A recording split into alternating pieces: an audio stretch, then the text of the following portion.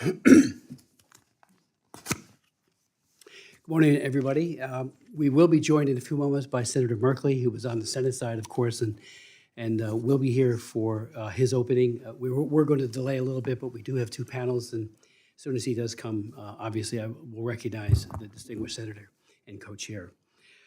Today's hearing, Corporate Complicity, Subsidizing the PRC's Human Rights Violations, will come to order.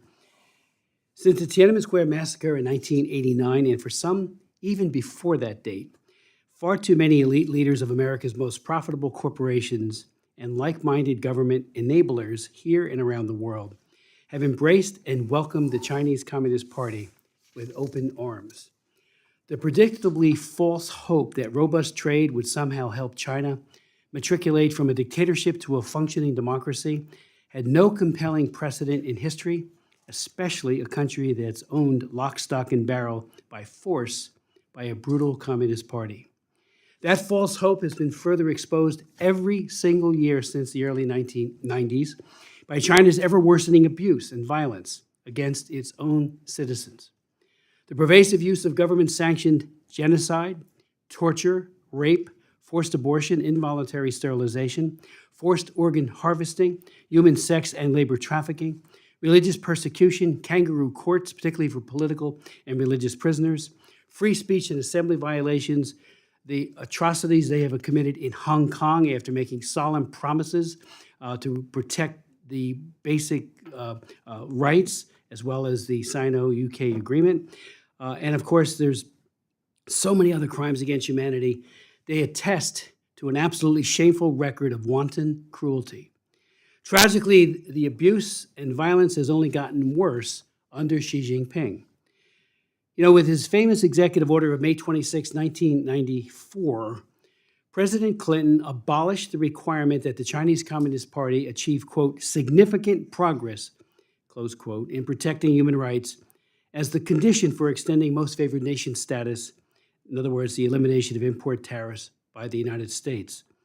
A few months earlier in 1994, before the President Clinton's capitulation, I traveled to Beijing and met with foreign ministry officials in Beijing and argued that President Clinton wasn't going to back down or back off his promise to end MFN unless China reformed its barbaric practices.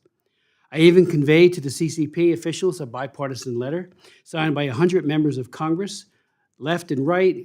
Nancy Pelosi was on that. Frank Wolf was a co-signer, and many others.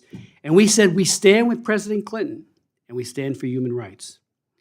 While there, I also met with the U.S. Chamber of Commerce in Beijing, who thought that we were wrong to link MFN with human rights.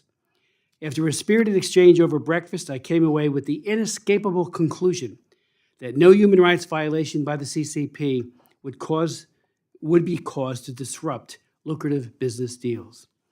A few months later, to my shock and dismay, President Clinton delinked human rights from trade. He did it on a Friday afternoon after almost everybody in this building had left to go back to their districts.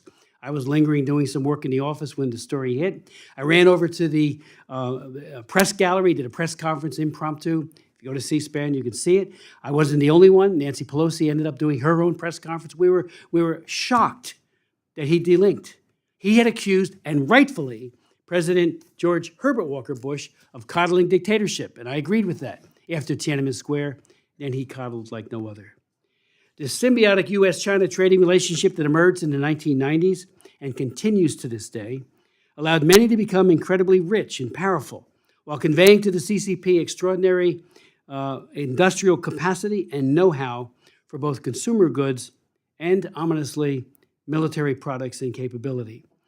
That CCP military capability today poses an existential threat to Taiwan, numerous nations in the region, and to the United States of America ourselves. Today, it is deeply discouraged to see that the ongoing complicity of American companies in aiding and abetting the Chinese Communist Party's heinous crimes against humanity and genocide. Many are complicit in concealing the PRC's abuses. Many are complicit in the PRC's restrictions on freedoms. Many are even complicit in amplifying the Chinese Communist Party's propaganda across our country, spreading political and ideological stances that are completely contrary, antithetical to what the United States stands for. American companies and consumers should not be subsidizing tyranny. In January, I reintroduced the China Trade Relations Act of 2023 to end MFN, now called Normal Trade Relations, to China. Actually, it's almost a carbon copy of what we were talking about in 1994 and 1993, when President Clinton, to all of our great positive, I did press conference after press conference, thanking him for linking human rights to trade, only 1 year later to see that he delinked it. One of our distinguished witnesses today, and we have every single person here testifying, has done an enormous amount of work and provided leadership, and we're so grateful that you're here. One of our distinguished witnesses today has paid an enormous price, the loss of his amazing 11-year basketball career in the NBA, for his courageous stand for human rights, especially for the Uyghurs, the victims of Xi Jinping's ongoing genocide. He will testify today that after he got released, about 3 weeks later, released means fired, of course, China put the games that had been barred from Chinese TV because he wore basketball shoes that said, "Free the Uyghurs," back on television. ESPN did an investigation and found out that some 49 NBA owners have $10 billion tied up in China. Money talks, and human rights go right out the window. The Chinese Communist Party ordered the NBA to fire Enes Kanter Freedom, and like cowards, they obeyed. I'd like to yield to my good friend and colleague, the co-chair of our commission, Senator Merkley. Thank you very much, Mr. Chairman, and welcome. It's good to have you with us. I'm glad we're continuing to dig into the issue of corporations' connection to the Chinese Communist Party's human rights abuses in China and elsewhere. This has been an intense interest, a bipartisan and bicameral interest of this commission. With so many of the issues that we monitor, the CCP's abuses are sometimes amplified or even abetted by the actions of actors closer to home. When products from cotton to car parts are made on the backs of Uyghur slave labor, companies seeking to get those products into the U.S. market subsidize the economic machinery of genocide. When authorities crush Hong Kong's cherished freedoms, they count on multinational corporations to continue business as usual. When mass surveillance and biometric data collection target repressed populations, some American companies provide the technology, the services, or the data that bolster the surveillance state. Our commissioners have taken an interest in these issues because it's unacceptable to us if any American business props up genocide, enables censorship, or legitimizes actions that trample on basic universal freedoms. That's why last Congress I chaired hearings focused on the message leading American companies were sending by lending their prestige to the 2022 Beijing Olympics. And we focused on the way the PRC leverages technology for deeply repressive purposes, and the coercive economic dynamics that too often lead companies to self-censor or even parrot propaganda. We sent letters to some of the most respected brands in America when their actions put them at risk of complicity with human rights abuses. Companies like Apple, Hilton, Amazon, Airbnb, NBC, the NBA, and more. This commission's signature initiative to guard against corporate complicity has been the Uyghur Forced Labor Prevention Act. Representative McGovern, Senator Rubio, Representative Smith, and I spearheaded that legislation to protect American consumers and to hold corporations trading in the products of forced labor accountable. At our April hearing, we heard from experts about the initial implementation of this law and the difficult road ahead to make sure we enforce it effectively. I'm grateful that Undersecretary Silvers, the chair of the Forced Labor Enforcement Task Force, is with us today to help us grapple with those challenges. As we heard at the April hearing, businesses should now consider themselves on notice that protecting their supply chains from being tainted by forced labor must be a top-tier issue of corporate compliance, because it is for the U.S. government. But that's only the start of the paradigm shift that we need. We need businesses across the economy to diversify their supply chains to be less susceptible to Chinese coercion, to avoid complicity with human rights abuses. We need greater transparency about businesses' data practices, exposure to the pressures coming from China, and more. And defenders of freedom need to speak out so businesses know that there will be reputational costs for abetting human rights abuses. Thank you to all of our witnesses for your role in speaking out, and I appreciate you sharing your expertise and personal stories with us, and I look forward to your testimony. Thank you so very much, Senator Merkley.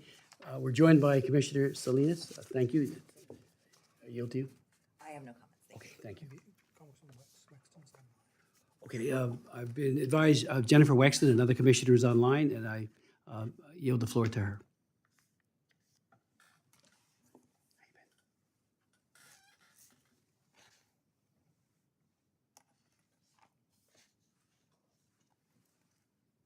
Is she in now? Yeah, I think we can go back to her. Okay.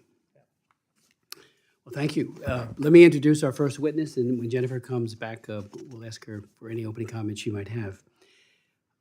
With the one-year anniversary of the Uyghur Forced Labor Prevention Act's implementation just last month, we're grateful to welcome the Honorable Robert Silvers, Undersecretary for Policy at the U.S. Department of Homeland Security. Undersecretary Silvers is responsible for driving policy and implementation plans across all of DHS's missions and enforcing all forced labor laws under its purview. The Uyghur Forced Labor Prevention Act, drafted and spearheaded by this commission, is one of the most important pieces of legislation passed by the Congress in the last 2 decades.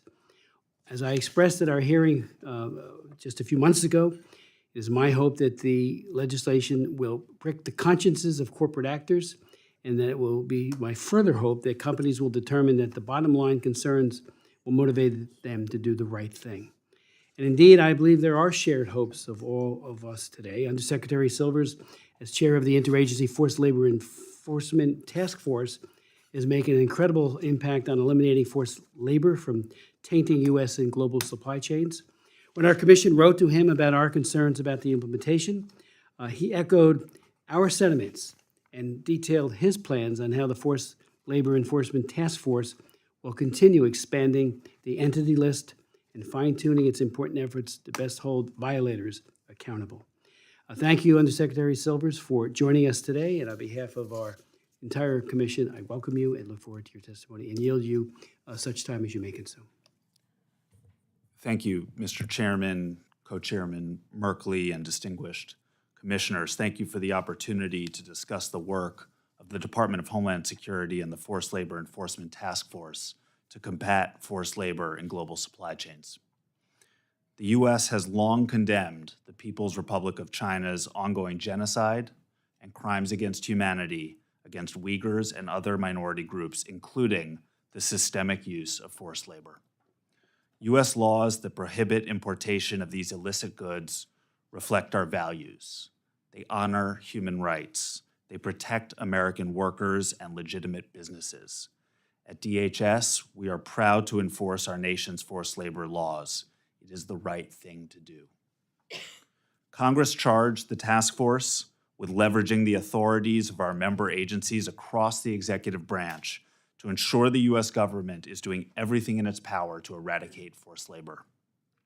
I am honored to chair the task force, and under the leadership of Secretary Mayorkas, we are facilitating the flow of legitimate trade while working across the public and private sectors to keep goods made with forced labor out of U.S. commerce. We applaud the commitment of the Commission and members of Congress who, on a bipartisan basis, secured the passage of the Uyghur Forced Labor Prevention Act, or the UFLPA. This law has brought a sea change to the way we approach the eradication of forced labor. Our implementation of the UFLPA has been speedy, strong, and surgical. Speedy because we implemented ahead of the aggressive schedule required by the law. Strong because we devote the full weight of our resources to enforcing the law. And surgical because our enforcement is based on risk assessment, intelligence, and data-driven targeting. Since the UFLPA took effect in June of 2022, Customs and Border Protection has targeted more than 4,200 shipments, valued at over $1.4 billion, sending a clear message to importers that we take our mandate seriously. We continue to improve our operations with innovative technology, such as artificial intelligence and machine learning, and scientific testing that can help us determine the true origin of goods. Our early enforcement has been strong, but we do face challenges, including the risks posed by de minimis shipments and the need for further resources to fulfill our mandate. We welcome the opportunity to work with this commission and Congress to address these challenges together in a bipartisan way. In addition to the rebuttable presumption that the UFLPA established for goods coming from Xinjiang province, the UFLPA has other important components, including the public identification of illicit actors through the UFLPA entity list.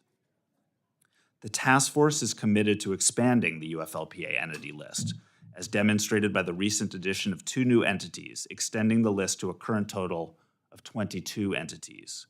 There is an active pipeline of referrals we are examining, and we anticipate more additions to the list in the coming months. Our partnership with the NGO community is critical, as is their research and monitoring efforts to identify forced labor schemes. Our engagements with the trade community focus on ensuring they have information and guidance to support their compliance efforts, including best practices for supply chain tracing and risk management, and statistics on our enforcement from CBP's digital dashboard. We engage industry leaders, including C-suite executives and board directors, to emphasize that eradicating forced labor from their supply chains must be a top-tier compliance issue. They must address this issue with the same vigilance that they address foreign corrupt practices, export controls, sanctions, privacy, anti-money laundering laws, and other pillars of modern corporate compliance. We are still in the early stages of quantifying the impact of the UFLPA on private sector behavior, but early data show promise. One respected supply chain mapping company, Altana AI, reports that transactions from entities potentially subject to enforcement under the law decreased by approximately 40% between June 2022 and March 2023. The same period also saw the overall value of transactions decrease by approximately 50%. Another supply chain mapping company, Sayari, has informed us that it has similar data. We are seeing similar trends from other providers, and these all support extensive anecdotal reporting that industry is taking UFLPA compliance seriously and taking steps to ensure it comes into line with the law's requirements.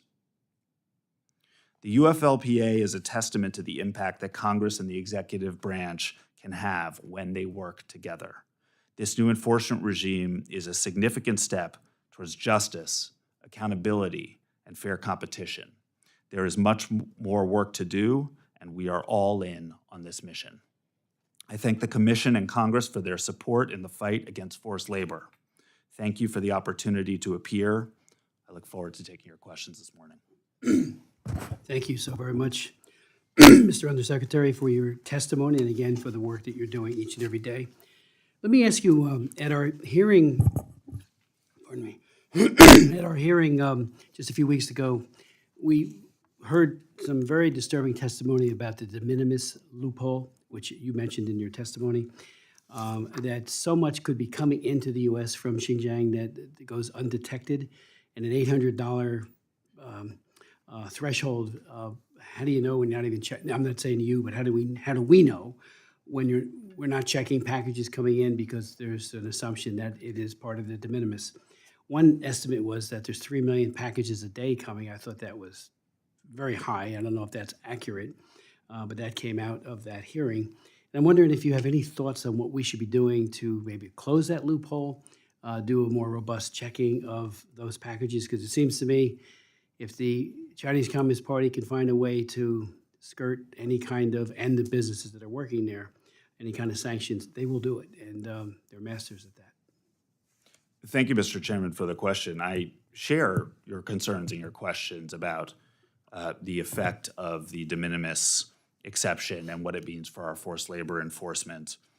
To be clear, the UFLPA does apply to de minimis shipments. We conduct our risk-based targeting and our other approaches on de minimis shipments. However, there are challenges. We get less data for de minimis shipments than we do for shipments valued at over $800, and that makes the targeting and the enforcement work more difficult. We do receive into this country somewhere between 2 and 3 million de minimis shipments per day. Per day. And so the numbers I've heard are something around 700 million or so per year.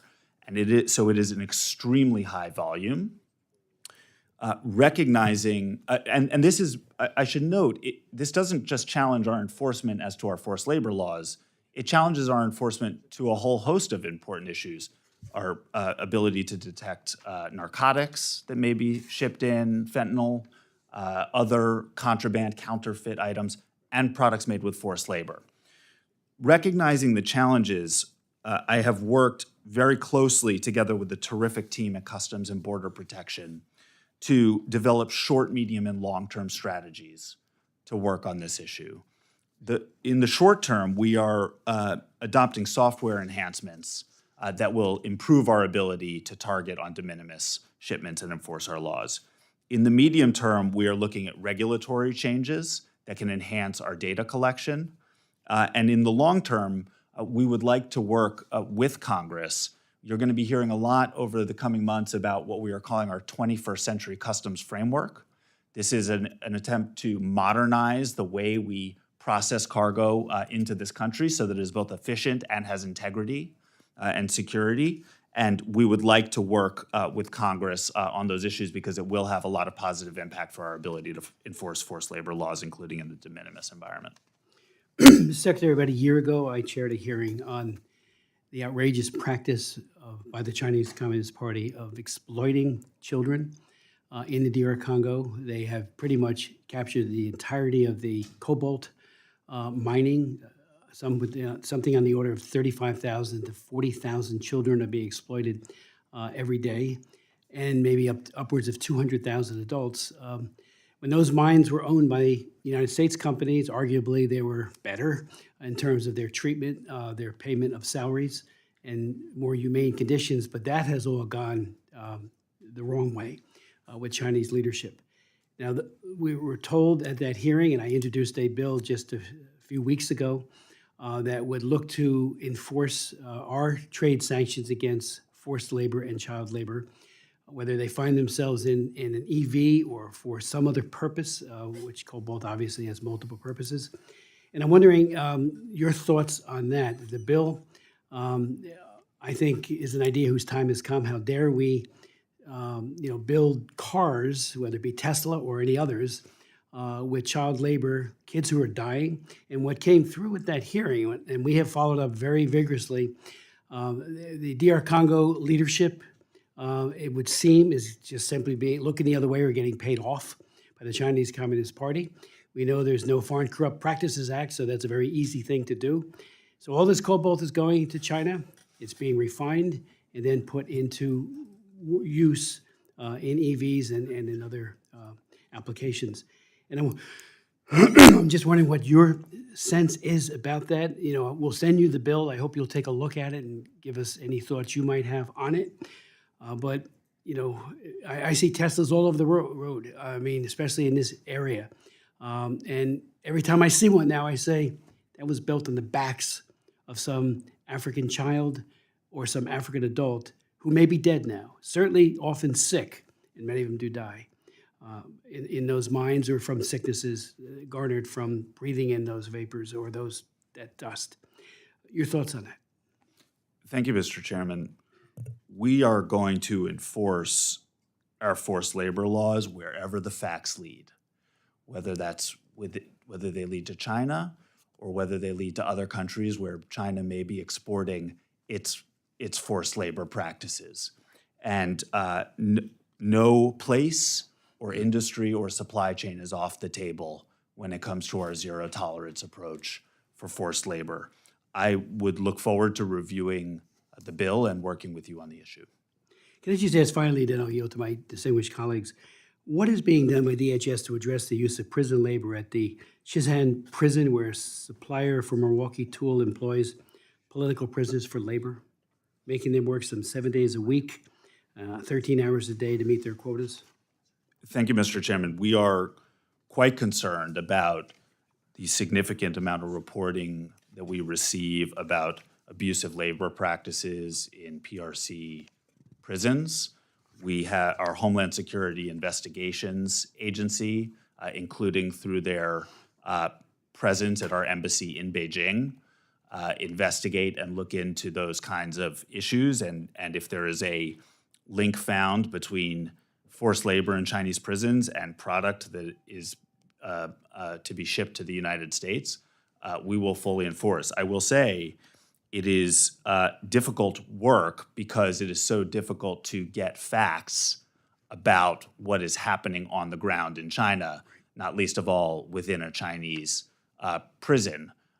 The lack of transparency into the Chinese system is a challenge that we have to penetrate. It's a challenge that companies that want to do the right thing have to penetrate because it makes due diligence difficult. I think that's part of the reason why you've seen a number of companies working to pull their supply chains out where they cannot obtain the transparency that they need and that the law that you passed requires. I appreciate that. Without objection, I ask unanimous consent that a letter by Senator Merkley and I be included in the record. It's a letter to Steve Richmond, who's the president of Milwaukee Tool. We lay out the problem as we see it, particularly since Wisconsin Watch did an investigative report on this, and the findings are very, very damaging. And Milwaukee Tool gloves continue to be sold at Home Depot, and as well as on Amazon. And we need to get to the bottom of it. So, without objection, this will become part of the record. Senator Merkley. Thank you, Mr. Chairman. And Undersecretary, I'll try to be brief in my questions because I have a lot of them, and if you can be succinct in your responses, it would be helpful. First, we see that a lot of shipments that are being questioned are really being shipped through Malaysia and Vietnam. Are you getting cooperation from the governments of Malaysia and Vietnam? We are. We engage with both those countries, and that is correct. The two countries that have the most enforced shipments under the UFLPA are actually from Vietnam and Malaysia, and it shows the distributed nature of supply chains and that things that are made in Xinjiang may end up elsewhere before being shipped to the United States. And we understand that and we enforce on it. And I think it also reflects an effort to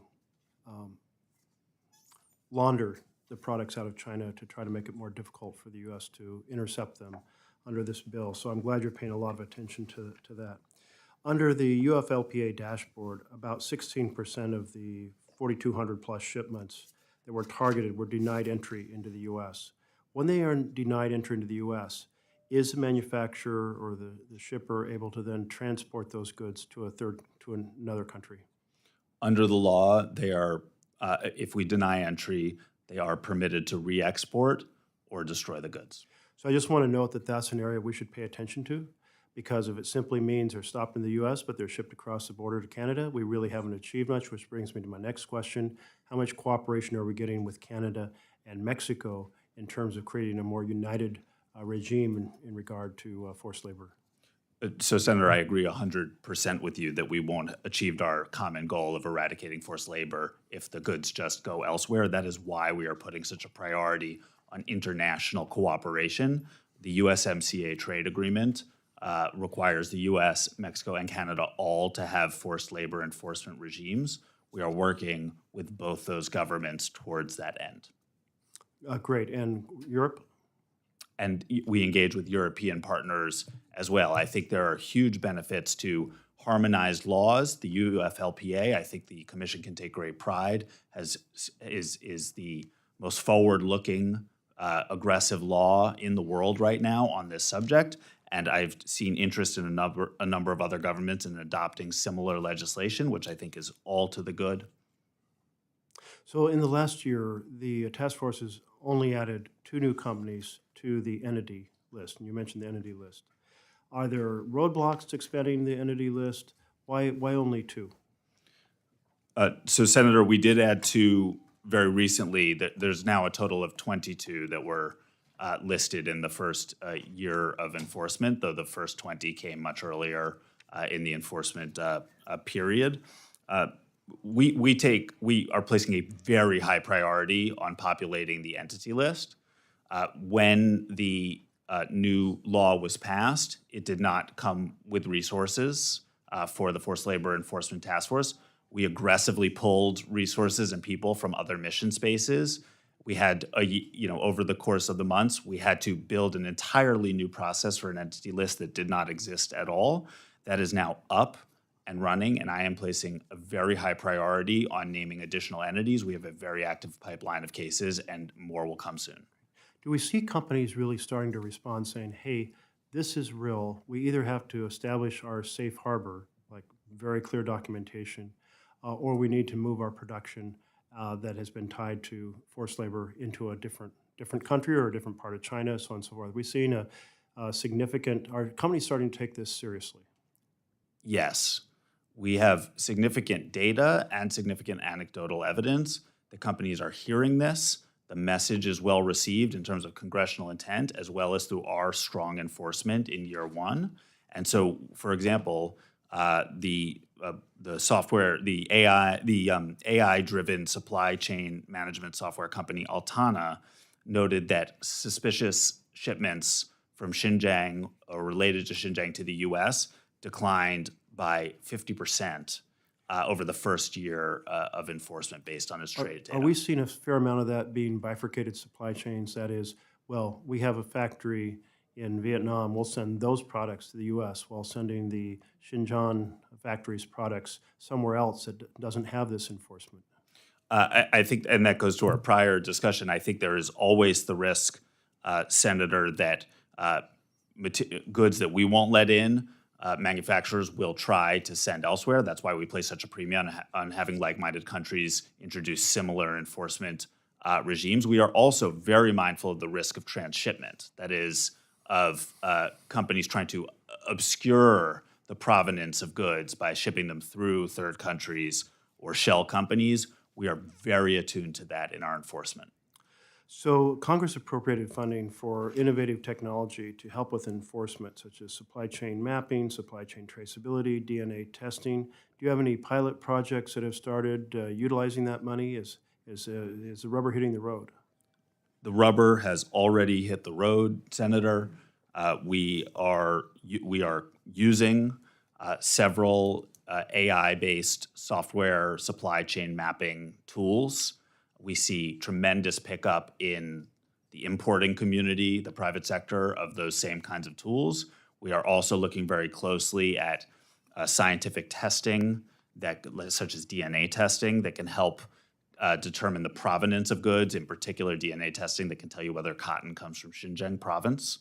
And we're likewise seeing uptake in the trade community. CBP hosted a technology expo a couple of months back. I think I saw a number of staff members from the commission attended, and to showcase the range of technologies that can help with due diligence and supply chain visibility. Another challenge is growing direct to consumer apps like Shein and Temu. How do you intend to handle those direct to consumer strategies? I think this raises issues about what is happening with de minimis shipments, that is, shipments that are valued at less than $800 and which, pursuant to statute, receive an expedited process for coming into the country. Look, first, when we receive reports that any shipping channel may be infected with forced labor products, we are going to look into that and investigate and take enforcement action as appropriate. And as I was discussing with Chairman Smith earlier, we have developed strategies for addressing the challenges of UFLPA enforcement in the de minimis context, including enhanced software that we are procuring, potential regulatory and statutory changes. Thank you. Thank you. Now yield to Commissioner Salinas. Thank you, Mr. Chair, and thank you to both co-chairs for this hearing today. Undersecretary Silver's goal of the Inflation Reduction Act, as well as the CHIPS and Science Act, is to build up our domestic manufacturing capacity and reduce our reliance on China. This could make it far easier to avoid some of the challenges we discussed earlier around mineral supply chains. But it also makes me wonder what we might lose by building a more arm's-length economic relationship with China. Is there evidence that Chinese entities actually respond to American import restrictions by improving their labor practices? Thank you very much, Congresswoman. we do strongly support supply chain resilience initiatives such as the CHIPS Act, building up a domestic supply chain and manufacturing base for things like semiconductors. That's just critical to our future. We believe we can do that while still maintaining our leverage to shape practices within China to the extent we can, but as importantly, perhaps, shape the practices of importers and where they decide to source from. I think the last decades have shown that we may not have complete leverage in terms of shaping how China intends to run its system, but what we do have a lot of leverage over is what products we allow into this country. And I think what we have seen is Congress, on a bipartisan basis, pass laws like the UFLPA.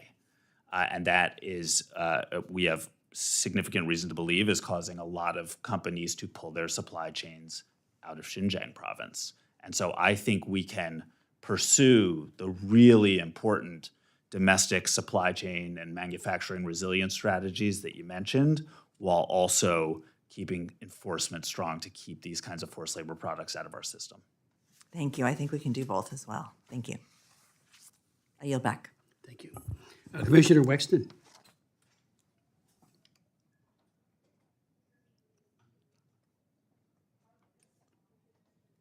she on? Thank you very much, Mr. Chairman. Yes, all we hear me can. okay? Perfectly, thank you. Good, wonderful. Thank you so much for being here today. Thank you so much, Mr. Undersecretary, for being here as well. And before I get started with my questions, I'm going to tell you I have an illness which affects how I speak, which make it kind of hard for me to speak in a way that is understandable. I'm sorry if I do that, and please do not hesitate. If I say something I have trouble understanding, please do not hesitate to let me know and ask me to repeat the question, or repeat the question yourself to make sure you got it right, okay? You do that for me, please? I will, thank you. Thank you so much. So I represent Virginia 10, which is a Northern Virginia district, and had, until very recently, one of the highest populations of Uyghur Muslims in the United States. And it's still, we have a very big population here in Northern Virginia, so it's something that's really important to a lot of my constituents. I commend the work that the DHS and Forced Labor Enforcement Task Force have been doing on this issue. I'll admit I was kind of skeptical when we got the sense that the administration was slow walking the passage of this bill.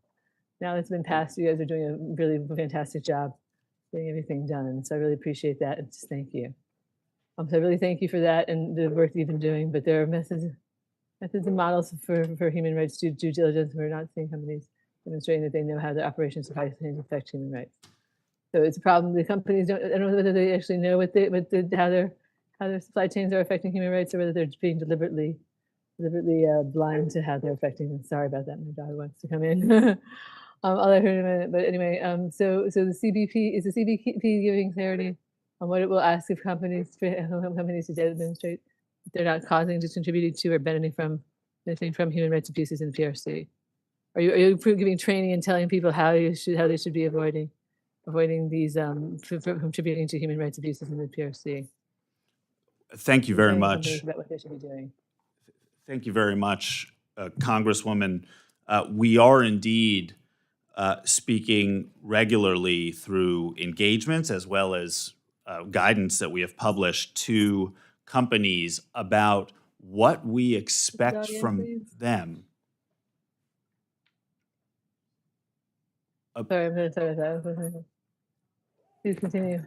Thank you, Congresswoman. Please continue. We have published guidance, and we speak directly with C-suite executives and board directors and compliance teams at companies to tell them what we expect of them when it comes to supply chain transparency and due diligence. I think that is really one of the incredible features of the UFLPA, is that it turns the system around so that importers are responsible for knowing their own supply chain. They have to take the steps. They need to own the issue. We have published, through the Multi-Agency Forced Labor Enforcement Task Force that I'm honored to chair, substantial guidance for what are the best practices for achieving that supply chain transparency, conducting that supply chain due diligence, and managing risk when it comes to forced labor in very complex supply chains. And we have emphasized repeatedly that forced labor is now, in 2023, a top-tier compliance issue for companies that they have to own and take you. responsibility Yeah, for. okay. And I think that message has been clearly received. And I think it's been received based on the data I shared and the anecdotal evidence. And then I think if you look at our enforcement data, over $1.4 billion in shipments detained for inspection, then across a range of sectors, I think it speaks for itself, and the importing community has heard it and is responding. But there is more work to do. Thank you very much, Mr. Undersecretary. I really appreciate that. Do you feel that you have the resources that you need in order to be able to do this work? I mean, do you feel like you have enough resources? I know that you said something about having to pull for resources from other places in order to be able to have the resources to get the committee up and running. And do you feel like you really have the resources that you need? You need more resources to be able to do this work. Thank you for that question. We do need more resources to support both CBP's operations at the ports, as well as for the Forced Labor Enforcement Task Force to maintain the entity list and do the other work that Congress charged it with doing. We very much appreciate the resources that Congress appropriated to CBP for forced labor enforcement recently, but more is needed both for CBP and the Forced Labor Enforcement Task Force. In the meantime, though, we are pulling resources from elsewhere in the department because, bottom line, this is a high priority area for us, and we are going to resource it to get the job done. But we would look forward to working with Congress to get us more so that we can do more quickly. Thank you very much, Mr. Undersecretary. One other question for you. I very much appreciate you talking about the de minimis exception because we've all seen companies popping up that are using this exclusively as their way of exporting, right? So the goods come directly from the factory; they don't go through customs. They go through the regular channels, and makes it really hard to be able to determine whether they've been made by by forced labor. So it makes it really hard to be able to enforce the UFLPA. And so I want to make sure that how we can best amend Section 321 to ensure companies like Shein, which stand credibly accused of exporting products sourced from forced labor, prohibited from exploiting the minimis loophole. How can we amend Section 321 to make sure that we don't have this problem anymore? Thank you, Congresswoman. I share your concerns about potential abuse of the de minimis exception for packages valued at under $800. The UFLPA does apply. We do enforce in that context, but there are a lot of challenges to our enforcement given the volume of packages, limited data received as to those packages. We are procuring software that is helping us to better target in the de minimis environment. We are looking at regulatory and statutory changes that can help us procure better data and enforce more meaningfully in the de minimis context. But I do want to emphasize that de minimis is subject to UFLPA, and we take the issue quite seriously and are doing everything in our administrative ability to do it. Congresswoman, I do just also want to address, you mentioned that in the 10th Congressional District in Virginia, you have a very large Uyghur community. I just want to say that engaging with Uyghur communities across the United States has been one of the more fulfilling parts of my job.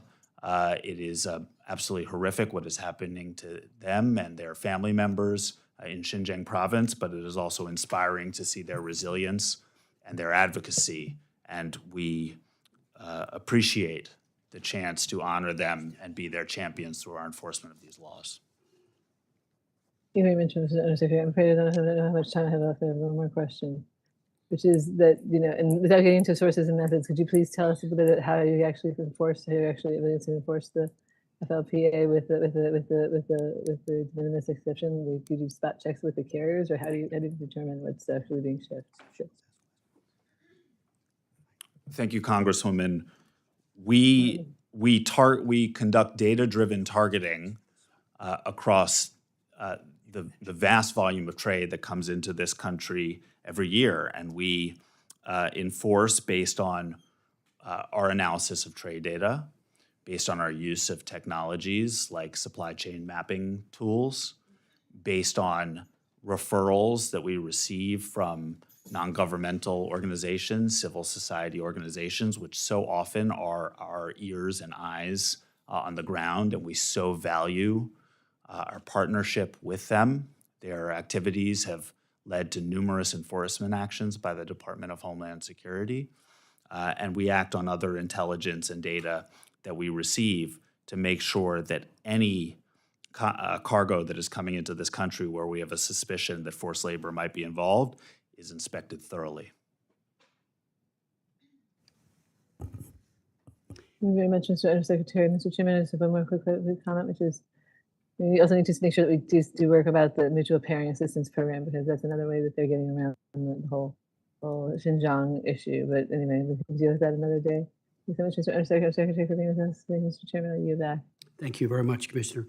Let me just ask one final question. I have others that we'll submit for the record, but Enes Cantor Freedom makes an excellent point about how China has absolutely silenced the NBA. He points out that one of his friends, Daryl Morey, who tweeted "Stand with Hong Kong," and then talked to Enes on his efforts with regards to free Tibet, and then he did free the Uyghurs. And he says, "Enes, don't give up. When I tweeted about Hong Kong, the NBA made me take down my tweet and made me apologize. They made me put statements out which I didn't want to put out." He then encouraged Enes to continue on because he felt so bad about what the NBA had done to him.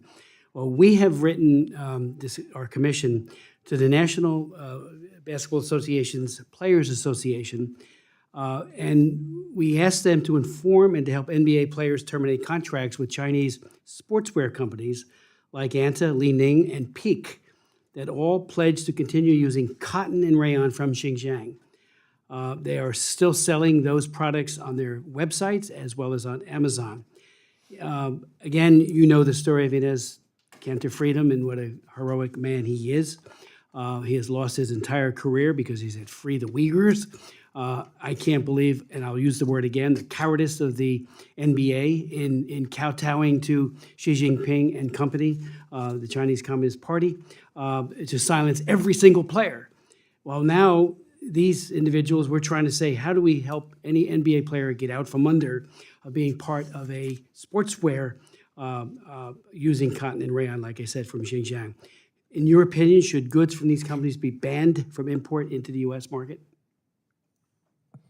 Mr. Chairman, President Biden gave an interview on CNN a few days ago, and he was asked whether he would let up on criticizing the human rights situation in China as part of the administration's China policy. And I'm paraphrasing, but he said something like, when it comes to slave labor, we're not staying quiet. That's just who we are. And at the Department of Homeland Security and on behalf of all the member agencies of the Forced Labor Enforcement Task Force, zero tolerance policy. Wherever the facts lead, we are going to enforce our forced labor laws strictly. And we have done so in year one, and we are only accelerating in our efforts. And I think that message has been received loud and clear from the importing community.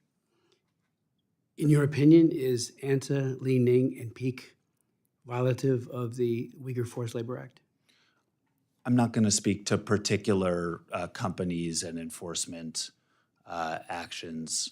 Would you take that back and really take a hard look at that? But I will take it back, and I will also say, just at a more general level, that we can and have and will continue to enforce our forced labor laws when it comes to Xinjiang cotton. That is a prioritized enforcement area for us. We have taken enforcement actions with respect to Xinjiang cotton, regardless of who the apparel company is or what kind of label is on the product. And we're going to continue to do so because it's the law and it's the only right thing to do. Thank you. I appreciate it, and really look forward to continue working with you and your department. So thank you. Thank you, Mr. Chairman. Thank you, Co-Chair. We're going to now move on to our next panel. I know, Commissioner Wild, you had no questions, right? No questions. Okay, thank you. I'd like to now welcome to the witness table our second panel and thank them in advance for their tremendous leadership on these issues. First, we have Mr. Isaac Stonefish, who is a visiting fellow at the Atlantic Council and author of the book America Second: How America's Elites Are Making China Stronger. The book highlights how the PRC and Chinese Communist Party has leveraged. Let me just have this one. Please. Yeah. Pardon me.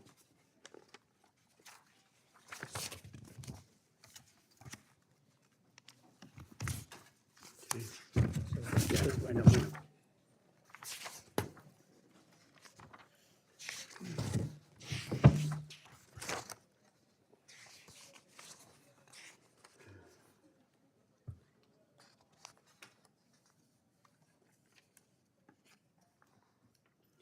So to pick up where I left off, the book highlights how the PRC and Chinese Communist Party has leveraged its economic clout to demand political and ideological compliance across American corporations, Hollywood, and academic institutions. He has extensive insights on the Chinese Communist Party's pernicious influence in the U.S. and how it impacts our daily lives. In addition, Mr. Isaac Stonefish is an adjunct at New York University Center for Global Affairs, a contributor to CBS News, a columnist on China, Risk at Barron's, and founder and CEO of the Strategy Risk Corporation. We will begin, though, however, with Mr. Enes Cantor Freedom. As a professional basketball player, he had a celebrated career in the National Basketball Association, having played for the Utah Jazz, New York Knicks, Oklahoma City Thunder, and Boston Celtics, just to name a few. 11 years.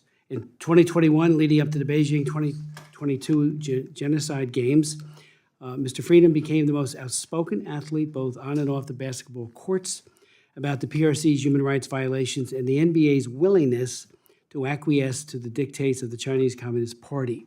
His commitment to speaking truth to power has led him to becoming ousted from the NBA. They fired him simply because he spoke truth to power. Just to give you some context of how a good player he was, what a good player, at the time of his banishment, his player efficiency rating among the NBA players, all-time ranking was 61, a metric that basketball fans will absolutely recognize. Rather than buckling under and yielding, Mr. Freedom continued to stand tall and firm. In fact, social media app TikTok, which is owned by the Chinese company ByteDance, even banned his account because of his posts about Chinese human rights violations. His account was reinstated, however, after TikTok CEO was questioned about it before Congress. Well, Mr. Enes Cantor Freedom, I hope you will post about this hearing today to boost awareness of this important topic. We will then hear from Ms. Shi Mingli, a Chinese Christian who also goes by the beautiful name of Hope, and she became a human rights advocate after her husband, Cheng Yuan, was arrested by the Chinese National Security Bureau in July of 2019. Chen Yuan was a prominent leader who championed health rights for the Chinese people. His work was so influential that the tyrannical regime in Beijing grew scared and accused him of subversion of state power.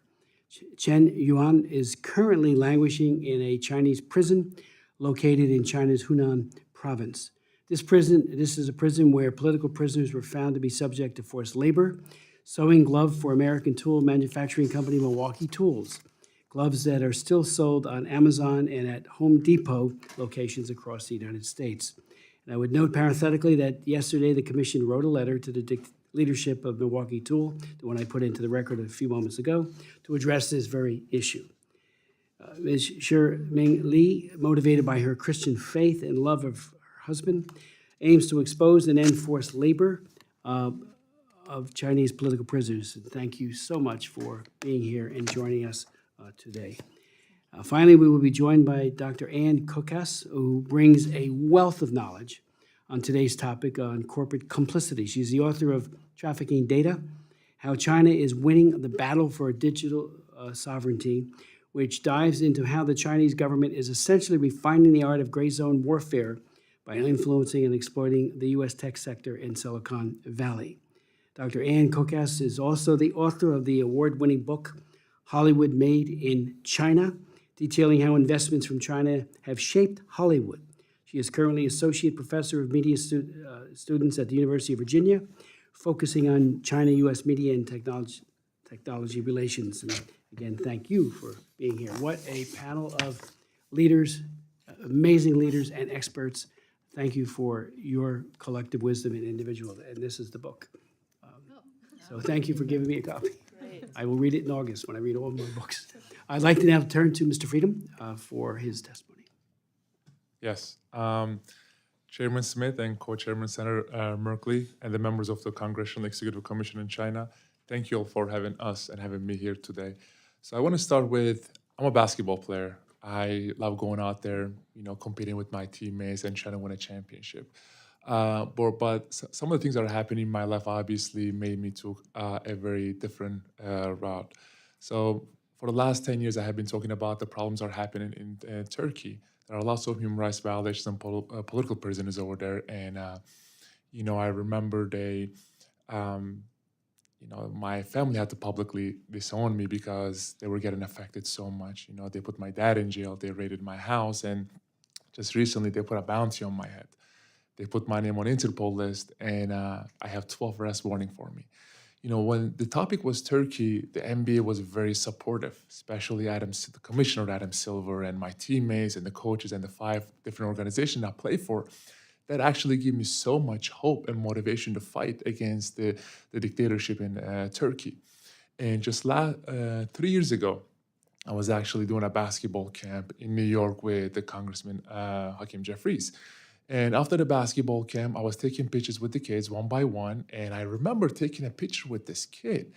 And his parents called me out in front of everybody and said, how can you call yourself a human rights activist when your Muslim brothers and sisters are getting tortured and raped every day in concentration camp in China? So I turned around and I was like, I promise I'm going to get back to you. So that day I canceled everything. I went back to my hotel and I called my manager. I was like, I need you to find me a concentration camp survivor.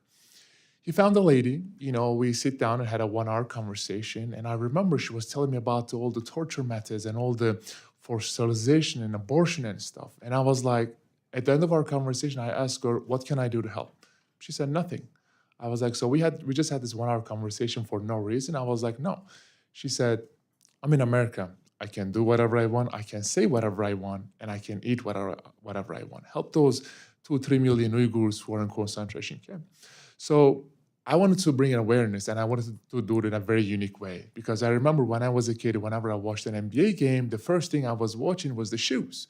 What color they are, if they're comfortable. And the next day I was telling my dad, please buy those shoes for me. So we decided to reach out to these artists around the world and who's been oppressed by their government. And we created these shoes as non-slave labor. And we put all these messages on our shoes, which there was no rule against, is because 3 years ago when we were in NBA bubble, all the players were putting on their shoes, Black Lives Matter, Black Revolution, George Floyd, which I'm not against. So my first topic was Free Tibet. Our first game, I was playing for Boston Celtics. Our first game was against New York Knicks, our biggest rivalry. And I remember putting on this Free Tibet shoes. I went out there. I started to warm up. A minute before the game, there was 2 gentlemen from Boston Celtics came to me and said, take your shoes off. I was like, excuse me? I was like, your shoes has been getting so much attention internationally, you got to take your shoes off.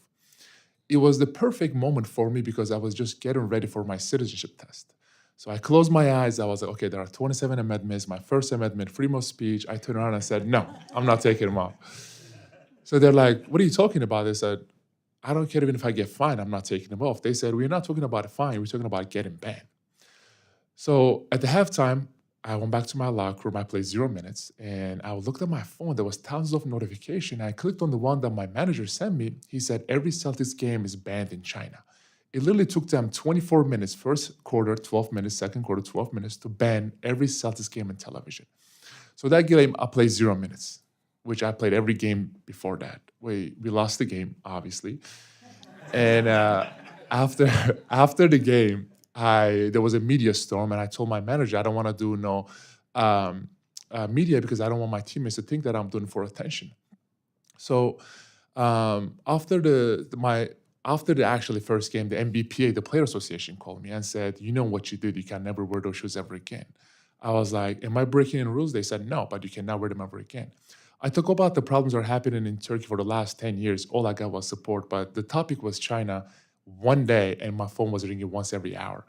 So they were pressuring me and my manager so much. I was like, you know what? I promise I'm not going to wear free Tibet shoes ever again. They said, promise? I promise. I hang up the phone. So the next game, I wore free Uyghur shoes. So they called me after the game. They said, "You're a liar. You lied to us." I was like, first of all, I never lied to you. I never said I'm not going to wear free Tibet shoes. I just said Uyghur shoes. I just said I'm just not going to wear free Tibet shoes. So after the third game, one of my teammates walked up to me and said, this is your last year in NBA, right? You're never going to get any contract after this because if you criticize NBA and Nike, it's over for you. And that pretty much happened. February came and, that got released and it was over for me. I want to say I love basketball. My job is I'm not a politician. I should be on a basketball court working out and getting ready for the season. But unfortunately, because of the things that I said, it's not going to happen. But you know what? It's bigger than myself. It's bigger than basketball. It's bigger than NBA. And I will continue to be, a voice of all those innocent people out there who don't have a voice. And thank you all for, organizing this beautiful hearing to be our voice. So this is definitely mean a lot to us. Thank you so much, guys. Mr. Freedom, thank you so very much. Of course, thank for you. your courage, but also for what a sense of humor, despite all that you have. You gotta laugh. Thank you. If you lose smile, you lose hope. So Well, thank you.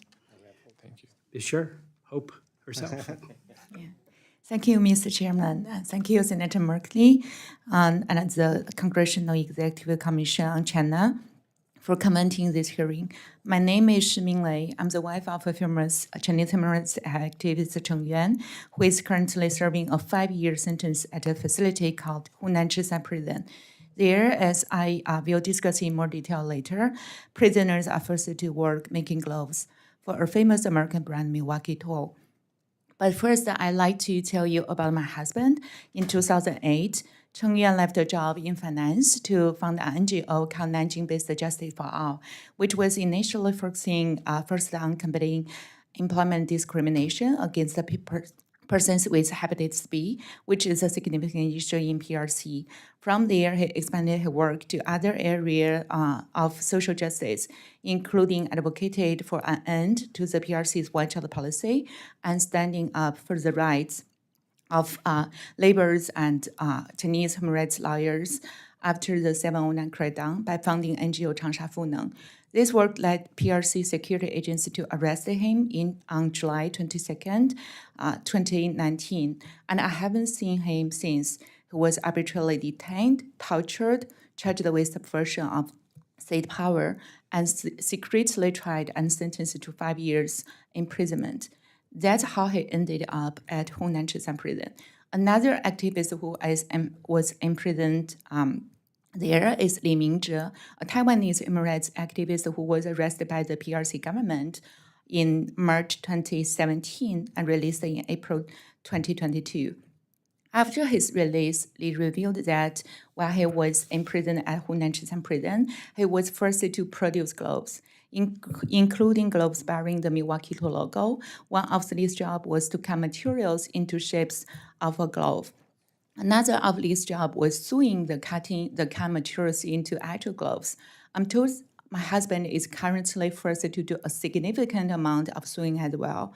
Li said that if prisoners refused to work to meet the quota, they were subjected to a variety of punishment, including being forced to stand several hours straight, having their contact with family members cut off, and in some cases, being subjected to beating, including with actually electric batons.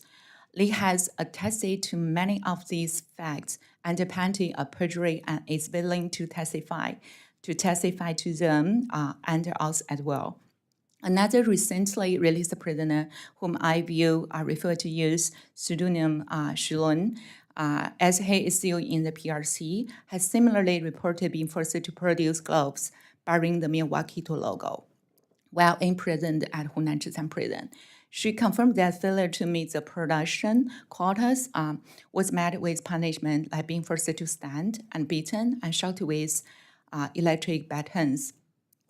She also confirmed work days of about 11 hours a day, at least 6 days a week, with minimal breaks and only paid $3 per month. That works out to an hourly wage of 1 cent. Due to the lack of rule of law in the PRC, however, it is extremely dangerous for former prisoners located there to speak publicly to these issues. This is precisely why big companies like Milwaukee Tool are able to get away with benefiting from forced labor in the PRC. They know that the lack of human rights protections in PRC means it's difficult, if not impossible, for Britain to hold them accountable. Meanwhile, it's extremely beneficial to Milwaukee Tool's bottom line if those who are actually making their gloves are paid only 1 cent per hour. Of course, they would prefer to have their gloves manufactured in the PRC rather in the States, where they would have to pay workers several thousand times more, and where the kinds of abuses people like Ms. Li and Ms. Xu suffered would not be tolerated. In this way, American workers can also be counted among the victims of Milwaukee Tool's disregards of human rights. As for my husband, I'm deeply concerned about his well-being. In recent visits by other family members, he has confirmed that he is forced to work 11 to 12 hours a day, hunched over a sewing machine. He was also put into solitary confinement for 3 months, tortured, forced to stand for hours, and being deprived of sleep and food, and forced to drink water from the toilet. Just Mr. Chairman, senators, and CECC representatives, I'm calling on you to stop American companies like Milwaukee Tool from using forced labor in the PRC now. I'm looking forward to taking questions, but maybe not able to answer all these questions due to safety concerns and contemplated litigation. Thank you. Ms. Scher, thank you very much for your testimony and for your courage as well, and for your great love for your husband. Thank you. We'll all continue to pray for him. Thank you. And work for his release. I'd like to now yield to Mr. Fish. Commissioners, I appreciate your focus on these issues and issues that we ignore at our peril. I'd like to talk about business complicity both in the present and issues I'm worried about in the future. And the major one is lack of transparency. Congressman Smith, you talked about Anta earlier. I don't know if folks realize that Anta also owns Louisville Slugger, the beloved American brand, and Wilson. And Anta itself has very clear ties to forced labor. I do wonder if Major League Baseball, tennis associations understand how they're being complicit with forced labor by using those brands, storied American brands. On the issue of transparency, American corporations for decades have been very entwined with China and the Chinese Communist Party. And as corporations have become more vocal in the United States, they've become more quiet about what they're doing in China. And we have wonderful laws and tools that push that. The UFLPA, I think, is a fantastic one. I worry right now about how easy it is for American corporations to support the Chinese military. There's a focus on civil-military fusion, but frankly, it's a lot simpler than that. The People's Liberation Army, the military in China, is the armed wing of the Communist Party. It's not a separate organization. So any SOE is part of the same organization as the PLA. Bank of China, ICBC, a lot of these major companies are just part of the same organization that is the Chinese military and may at some point soon be killing Americans. The other issue I want to talk about is the way that major American military companies have deep ties to China. Boeing, Raytheon. I'm quite worried about the fact that the most important defense primes have major markets in China, Boeing especially. And in China, there are no private airlines. Every plane that Boeing sells in China it sells to the Communist Party. And so we're in a situation where we're facilitating not only the growth of the Chinese economy and the Chinese military, but also making it so American corporations have different interests and incentives than a lot of the people in this building. I want to continue with that and talk very concretely about the risks of war. We are at a very perilous time right now. And I worry that we're not having the national conversation about what would happen if China invades Taiwan. What does that mean for major American corporations who not only may be acting against the interests of the American people, but also, frankly, are putting a lot of their Chinese staff in danger? This commission so wonderfully focuses on vulnerable people in China. And I don't think we really think through, oh, if China invades Taiwan, so many people who have worked for Apple and Microsoft and Boeing will be seen by the Chinese Communist Party potentially as enemy combatants. And they will be harassed and they will be rounded up and potentially worse things will happen. And it's unfortunate that I have to speak this way, but we are in a scenario where, again, I can't predict the future, but we are in a scenario where World War III might be upon us, and there'll be massive, massive ethical concerns for that. I'm also quite worried about treatments of Chinese Americans here. We have a horrible history in this country of rounding up people who are citizens or were citizens of countries that we were fighting, Germans in World War I, Japanese in World War II. And we need to have a national conversation about how we're going to ethically protect our own, we're going to protect Chinese Americans. It's something that really, really worries me, and it's something that I think we need to talk about. The solutions are already in our wonderful political toolbook. It's open and raucous debate. It's more transparency for American companies. Most American companies don't break out their China revenue, so we have a very difficult time of knowing what exactly they're doing in China. The more we can learn, the more we can understand, the better that it is. So I'll stop there. Thank you very much. Thank you, Mr. Fish, so much for that testimony and your leadership. Ms. Cocus. Thank you so much. Thank you, Chairman Smith, Thank you, Chairman Smith, Co-Chairman Merkley, and distinguished members of the Congressional-Executive Commission on China. It is an honor to present my testimony. As the U.S. grapples with how to approach China's expanding digital influence, fragmented U.S. laws interact with expansive Chinese government oversight in a way that pressures corporations to prioritize compliance with Chinese laws and policies. Drawing from my recent books, Trafficking Data and Hollywood Made in China, I recommend enhanced data oversight in the U.S. to reduce digital rights violations by tech corporations from both the U.S. and China. More comprehensive U.S. digital oversight would align the U.S. with its allies and partners and countervail against pressures companies face from Chinese regulations. I look forward to the discussion and would be happy to expand on any of these points during questioning, but let me highlight the key points of my testimony. First, U.S. technology oversight assumes corporations have the capacity to track and mitigate harm, which we've seen time and again is not actually the case in many situations. Second, most Chinese corporate data oversight laws have extraterritorial scope and non-transparent enforcement. The opacity of these laws obscures which firms are exploiting data and generating other harms in the normal course of their operations, not just in China, but in the U.S. and with our allies and partners. Number three, limited U.S. data protections and the potential for financial, civil, and criminal penalties in China incentivizes following Chinese laws where there are not U.S. equivalents. So by not regulating within the U.S., it's not that we're creating more freedom for our companies, it's that we're incentivizing them to follow Chinese laws. Number four, similar pressures encourage firms to modify content to adhere to Chinese laws. In the absence of comprehensive data privacy oversight, the patchwork of sector-based and state-based oversight in the U.S. fails to keep pace with evolving technologies. I'm thinking about things like the Health Insurance Portability and Accountability Act, which does not cover key technologies like commercial DNA testing and smart health monitoring, or COPPA, the Children's Online Privacy Protection Act, which does not account for the ways that children's data is accessible on devices like Amazon's Alexa, Google Home, and how increasingly savvy users under the age of 13 are able to access that user data anyway. And finally, on the mental health impacts on teens who are over the age of 13, many of whom we see at the University of Virginia. States offer different protections for their citizens, different access for corporations to user data, biometric data, financial data, and access to different state networks and devices. This creates a very difficult environment for any sort of compliance. And as a result, states have an incentive, or companies have an incentive to choose to go to different states rather than to comply with data oversight. But corporate and user data oversight form the foundation of a wide range of emerging and information and communication technologies like generative AI, so therefore long-term competitiveness depends on good US data protection laws. Now, by contrast, in China, what we see is uneven enforcement and forced data localization.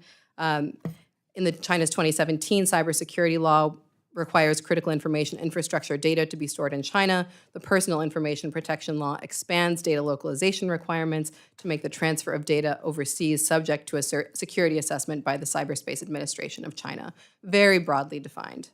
Similarly, opaque enforcement encourages corporations to comply with the most conservative interpretations of the law. For example, China's National Security Data Audit System, established by the Data Security Audit, which has extraterritorial implications, so applies to companies that operate in China and in the US, can review any data or might influence that might influence national security.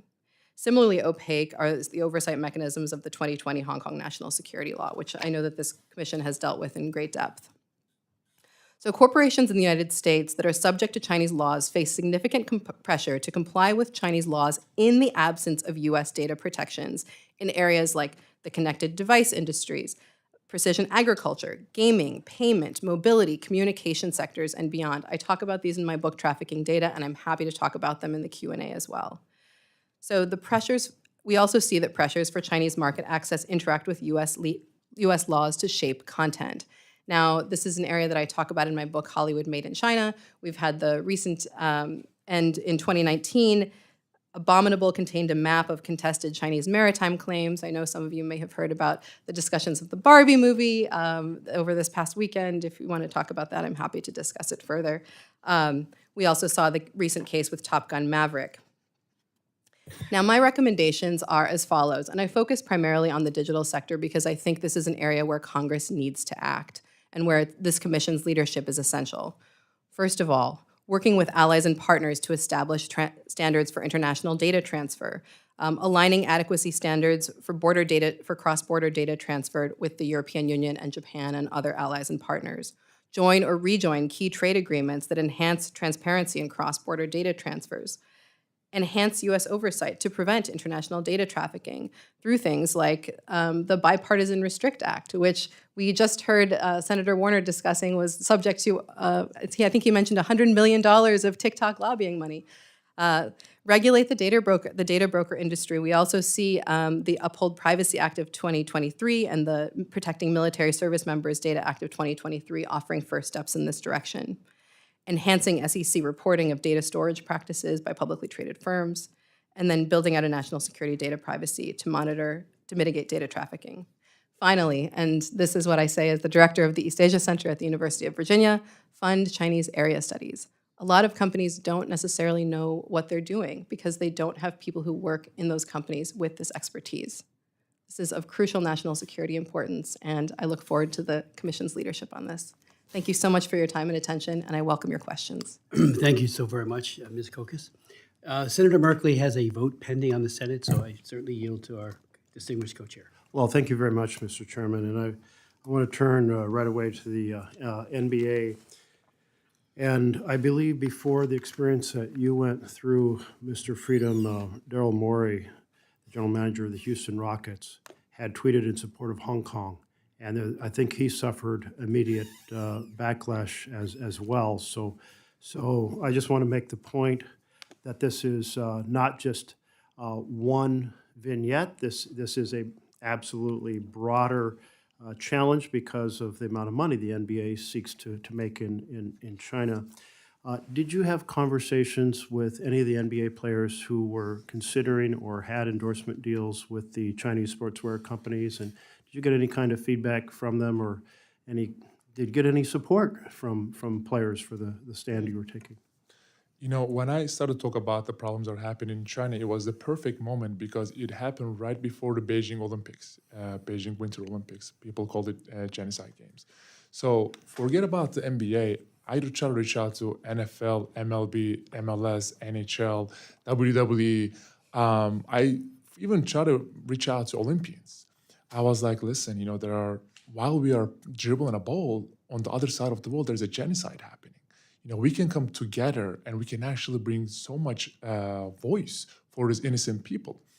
They all said the same thing. They said, listen, I think what you're doing is so courageous, so inspirational. Keep doing what you're doing. We love you, we support you, but we just cannot do it out loud. I asked them a simple question. I asked them why. They said, well, we have deals. We want to get another contract with the league that we play with. And then my following question was to them, put yourself in their shoes. If your mother, if your sister, if your daughter was in those concentration camps, getting tortured and raped every day, would you still pick money and business over your morals, values, and principles? They usually turn around and leave the room, And the one thing that broke my heart, I played 11 years in NBA. I had hundreds of teammates, hundreds of coaches. I had so much, friends who I used to call them my brothers because I used to see them more than my family, which I haven't seen them over 10 years. After I got released, not one of them texted me and said, good luck with whatever is coming to your way next. Not one of them called me. I was shocked. I started to ask myself, am I doing anything wrong? I don't talk about politics because human rights is above politics. I don't care if you're from the right, from the left, whoever party you cheer for, whoever you voted for, you have to care about human rights. So they were just scared about if I do an interview or if I ever talk about, if I do a podcast, they just didn't want me to mention their name because they knew that if I ever say, oh, this player supported me, this player said this and that, and all their endorsement deals will be gone. So it was a very lonely road for the last year and a half, but I still check their stats. I still see if they're healthy or not. I still cheer for the Celtics, cheer for the teams that I play for. I just hope that they should understand. They understand at the end that what we're doing is what I'm trying to do is bigger than basketball, bigger than NBA, bigger than everything that we ever done. So. Well, we all greatly appreciate your stand on behalf of human rights. And I personally, and Congresswoman Salinas coming from Oregon, we also appreciated greatly your time with the Portland Trailblazers. Oh, I love it. Thank you so much. I had an amazing time there. Ms. Shi, has Milwaukee Tool acknowledged the problem or their involvement with prison forced labor in China? No, we sent several letters, and we also required a conversation, but they refused to meet me in person. Are there other American companies in a very parallel position to Milwaukee Tool that you've had any contact with? Yes, I also found another American company involved in this case. We can hand over the details later. And By the way, we also contact Walmart, Home Depot, and Amazon because they are the major channels on Milwaukee Toll. Fortunately, Walmart took action after I sent a letter to their CEO, and they deleted Milwaukee Toll gloves on their website. And they also promise they won't sell it anymore in the store. But Home Depot and Amazon, till now, they're still selling the Milwaukee Toll gloves made by First Labor. one of the things that we've discussed a lot on this commission is transnational repression, in which those who stand up for human rights here in America, their families are threatened. Obviously, your husband's already suffering in prison. Has anyone walked up to you on the street and said, "We know where the other family members are in China," and are intimated that there would be further consequences of your speaking out? Until now, I think I'm safe in the States. But actually, when I was in China, since my husband arrested, I was suddenly put into home arrest for half a year. And also, they accused me as subversion of state power, even my job is only like global e-commerce in the business area. Thank you. And Mr. Fish, are there examples of U.S. companies that have been challenged by China who have stood up to China that we can celebrate in a more positive way? So it's a great question, and unfortunately, the companies that do that don't want to get credit for it. We work with a lot of these companies, and reporters will come to me and say, hey, I'd love to do a positive piece on a company that's reducing its exposure to China. And so I'll talk to our clients and they'll say, absolutely not. And I do hope that that changes because I do think it's a very important trend. And I do think people need to know, especially people in the business community, that there is a way to reduce your exposure to China, to reduce your reliance on the Communist Party and still make money and succeed. But unfortunately, all of the companies that I know that would fit that qualifications would much prefer to be silent. And I think that's a shame. Thank you. My time is up, but I'll submit some questions to the record about whether we should have disclosure requirements for U.S. companies doing business in China, and if so, what those should look like, and other issues related to companies facing penalties for violating PRC laws. Thank you very much. Thank you. Thank you, Senator. Thank you so much again, each of you, for your testimonies, your leadership, and I'm looking forward to reading your book during the August recess, so-called district work period, as we really refer to it as. I do have a number of questions. Let me just say for the record, we will invite the NBA and the NBA Players Association to testify.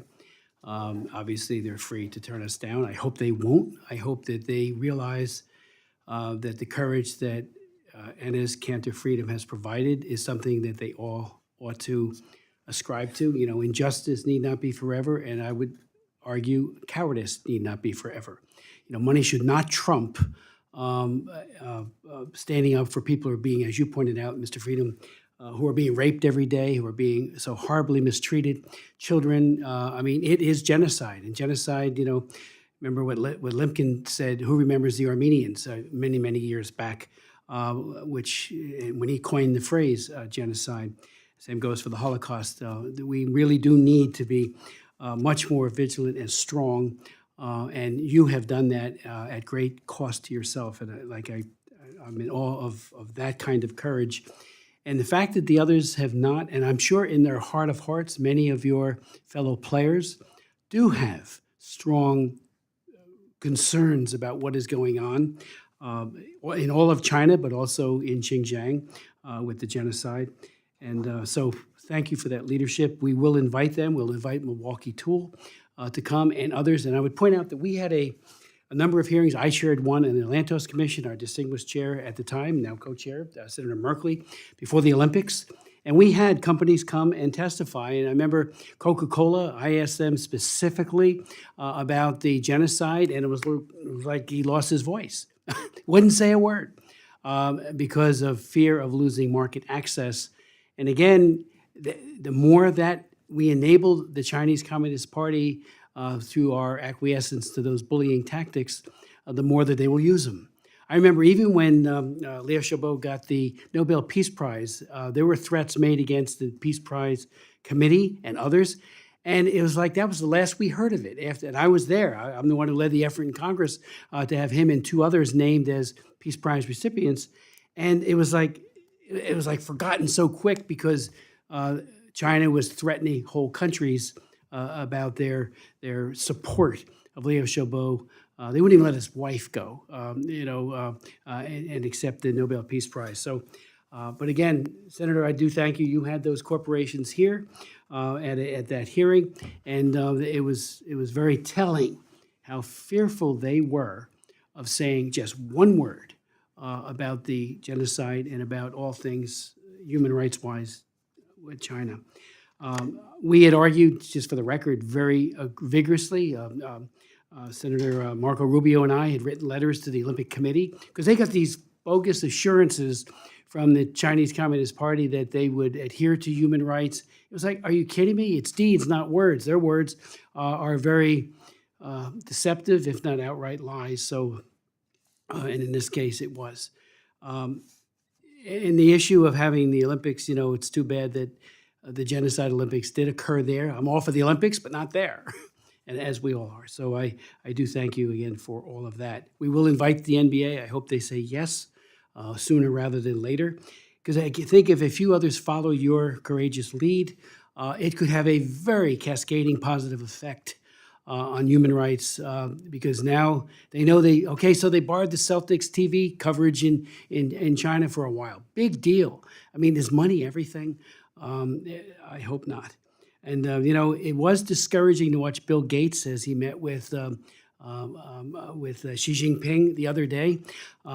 He's done some work on health and the like. But Microsoft and others have been enablers in the most egregious ways for decades. I had a hearing back in 2006 in which I invited Microsoft, Yahoo, Cisco, and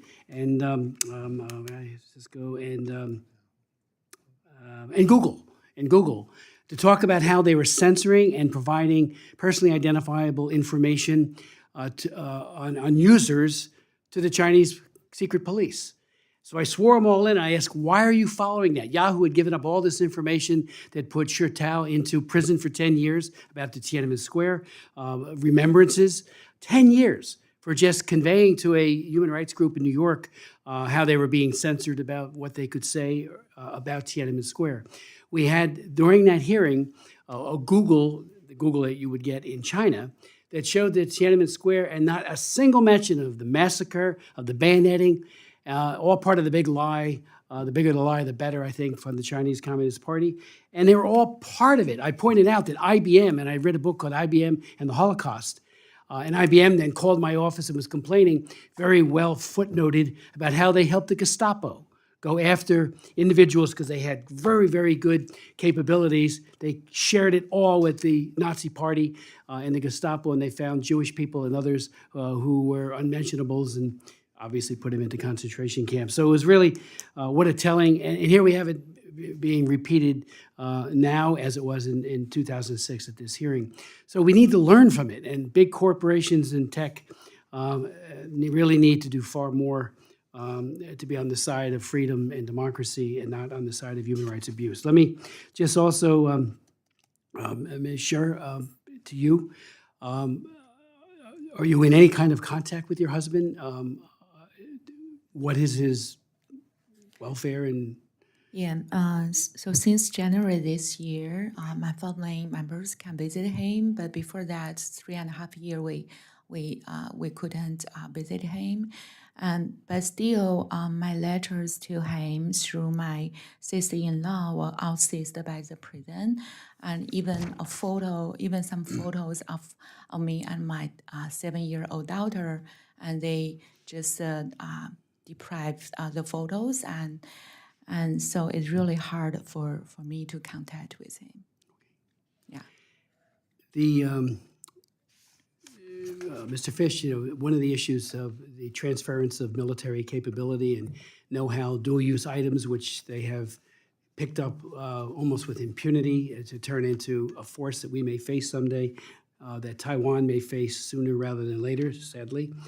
You might recall the Cocus Commission. Christopher Cox, a member of Congress from California, did an amazing job, a bipartisan commission that looked at all of that and said, we're arming China. We're making them a first-rate, capable, militarily speaking, courtesy of making money off of them. Use aircraft and all these others were more than accommodating to give them everything they possibly want. You mentioned about an issue that we have not, or I haven't, focused on enough, and that is especially the Chinese nationals who are working for U.S. corporations.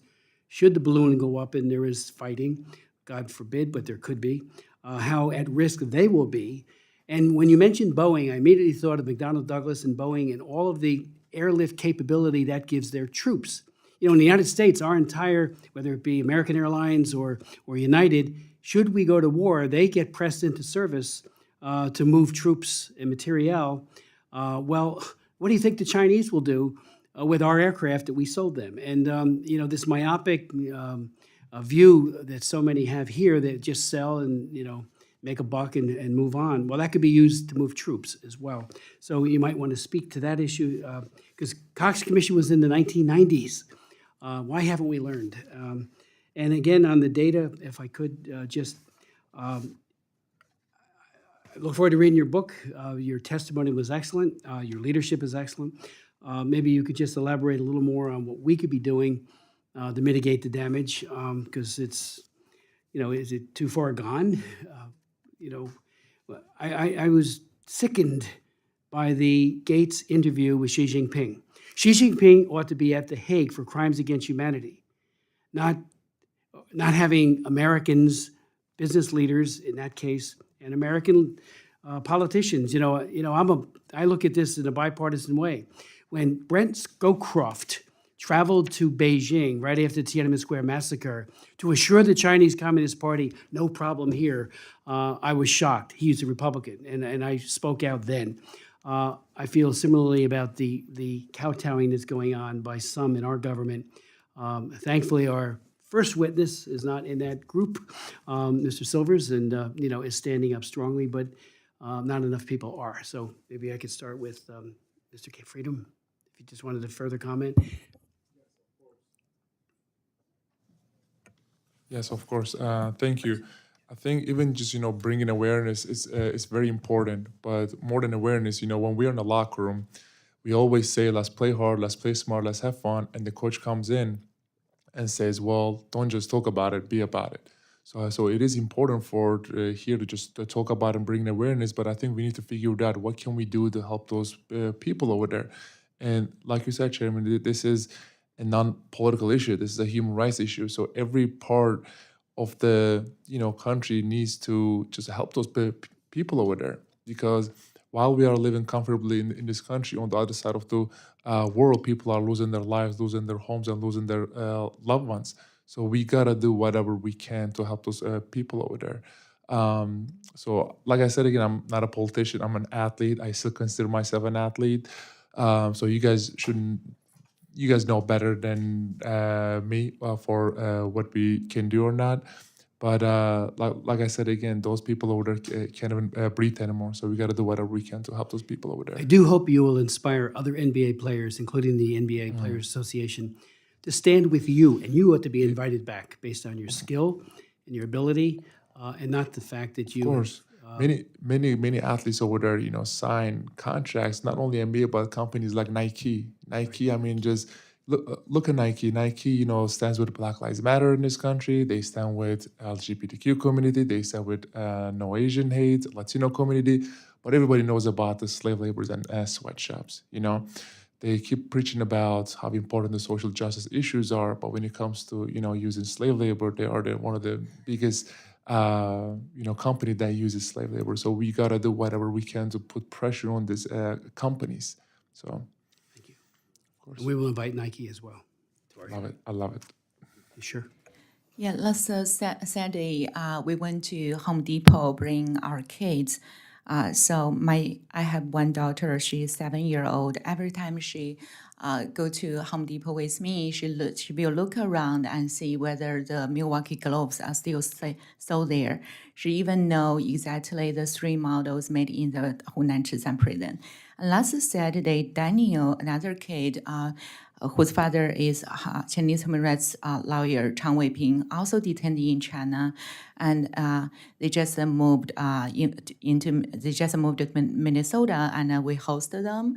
And he also, he went Home Depot along with us, and he said, "Auntie Shi, if you failed the lawsuit against the Milwaukee Toll, when I grow up, I will be a lawyer and I will do the lawsuit for you." He's only 10-year-old. How we proceed this information to the kids, but my daughter also know, don't buy Nike because they are using slave labor. Because their daddy are good human rights activists in China. So I really encourage them to continue to think positively and continue know God love us and God have justice. But every time it's just a feel heartbroken, talking with the hard issues with our kids. So we need to take some action now, and we hope all the products made by forced labor in China need be banned immediately, and also we hope the companies should be accountable for that. Thank you. Mr. Fish. Thank you. That was an excellent point about the military. Companies complain about regulations, but sometimes they love them because they can hide behind them. And so having a regulation or a law that restricts the ability of American companies to support the PLA, to enter into joint ventures with the PLA, or to source from PLA-owned factories will be a massive compliance headache, but it will also allow major US companies to say, listen, I still want to do business in China. I just have to follow US laws. So I have to reduce my investment in the PLA. I have to move out from all of these issues. And it's a compromise and it's a way to work. And I think the UFLPA is a very excellent model for that. I'll make another point about Scope 3 emissions, which are basically emissions that a company makes throughout its life cycle. You brought up the great example of cobalt mining in the DRC. For so many companies, Scope 3 is just China.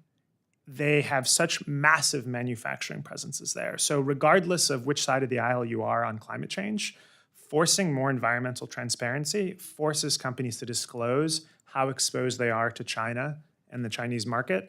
And it's another way of both increasing transparency and raising the cost of investment in China. Thank you, Mr. Fish. Ms. Cocus.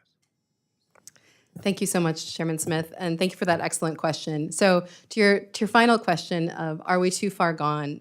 I teach a class called The Data Ethics of TikTok at the University of Virginia, and I have our students read the TikTok Terms of Service, and they read it, they get very depressed, but then they still stay on TikTok. And this is their question is, what can we do? And one of the answers is we need systemic regulation so that these are not decisions that 18-year-olds have to make by themselves while reading terms of service ad nauseum. And also one of the things we talk about is the importance of mitigation strategies. So no, we're not going to solve the issue of data trafficking and international data transfers. Just like probably in the forced labor context, we were just talking about the de minimis issue and how it's very difficult to resolve it. But does that mean we don't try to mitigate? No, we keep working. And so some low-hanging fruit includes joining or rejoining trade agreements like the CPTPP, which China is trying to join and Taiwan is trying to join and has data transfer agreements, enhancing reporting requirements for companies through existing mechanisms like the Securities Exchange Commission. Where are they storing their data? How are they transferring it? National security data privacy, we've had some movement in this direction. So the American Data Privacy and Protection Act was introduced last year, and there were admittedly problems with it, but it's a step forward. And right now, the US is so behind our allies and partners in a lot of these issues in terms of data privacy and protection that we can't even come to consensus with the people that we normally agree with things on. So I think that this is a really important area that Congress can move on, and not just for me, not just for the people on this panel, but for all of the people who are coming forward and are feeling rather hopeless right now. Thank you. Commissioner Salinas. Thank you, Mr. Chair. Dr. Cocus, and thank you all to all the panelists. Your testimony paints a really revealing picture of the risks posed to Americans, both by the lack of strong standardized data protections in the U.S. and by our exposure to Chinese laws. And clearly, Congress has its work cut out for us to ensure that we're able to protect Americans' data. In fact, we just saw a data breach in Oregon of almost our entire DMV system, so about 3 million Oregonians, nearly the entire population of the state. So can you talk a little bit more about the implications of strong domestic privacy laws for international norms? Yeah, so I spent last summer in Japan as an Abe Fellow, and one of the really interesting parts about that dynamic was talking with Japanese policymakers about their data transfer agreements and the data adequacy agreement that they had established with the European Union, and how by not having those data adequacy agreements with the United States, it actually prevented them from being able to have better trade with the US, more alignment in terms of ballasting against Chinese data gathering in Japan, in the European Union, in the United States. So by making the decision to kind of go our own way, and there's a reason for this. It didn't occur by accident. It's that we have enriched, the country has enriched itself, and I have probably personally enriched myself through my 401k balance by the rapid growth of tech stocks. And this is a way that we're able to grow and enrich the country, but it's also now tech companies do not have the same types of incentives that they once did in terms of the alignment with US national security interests.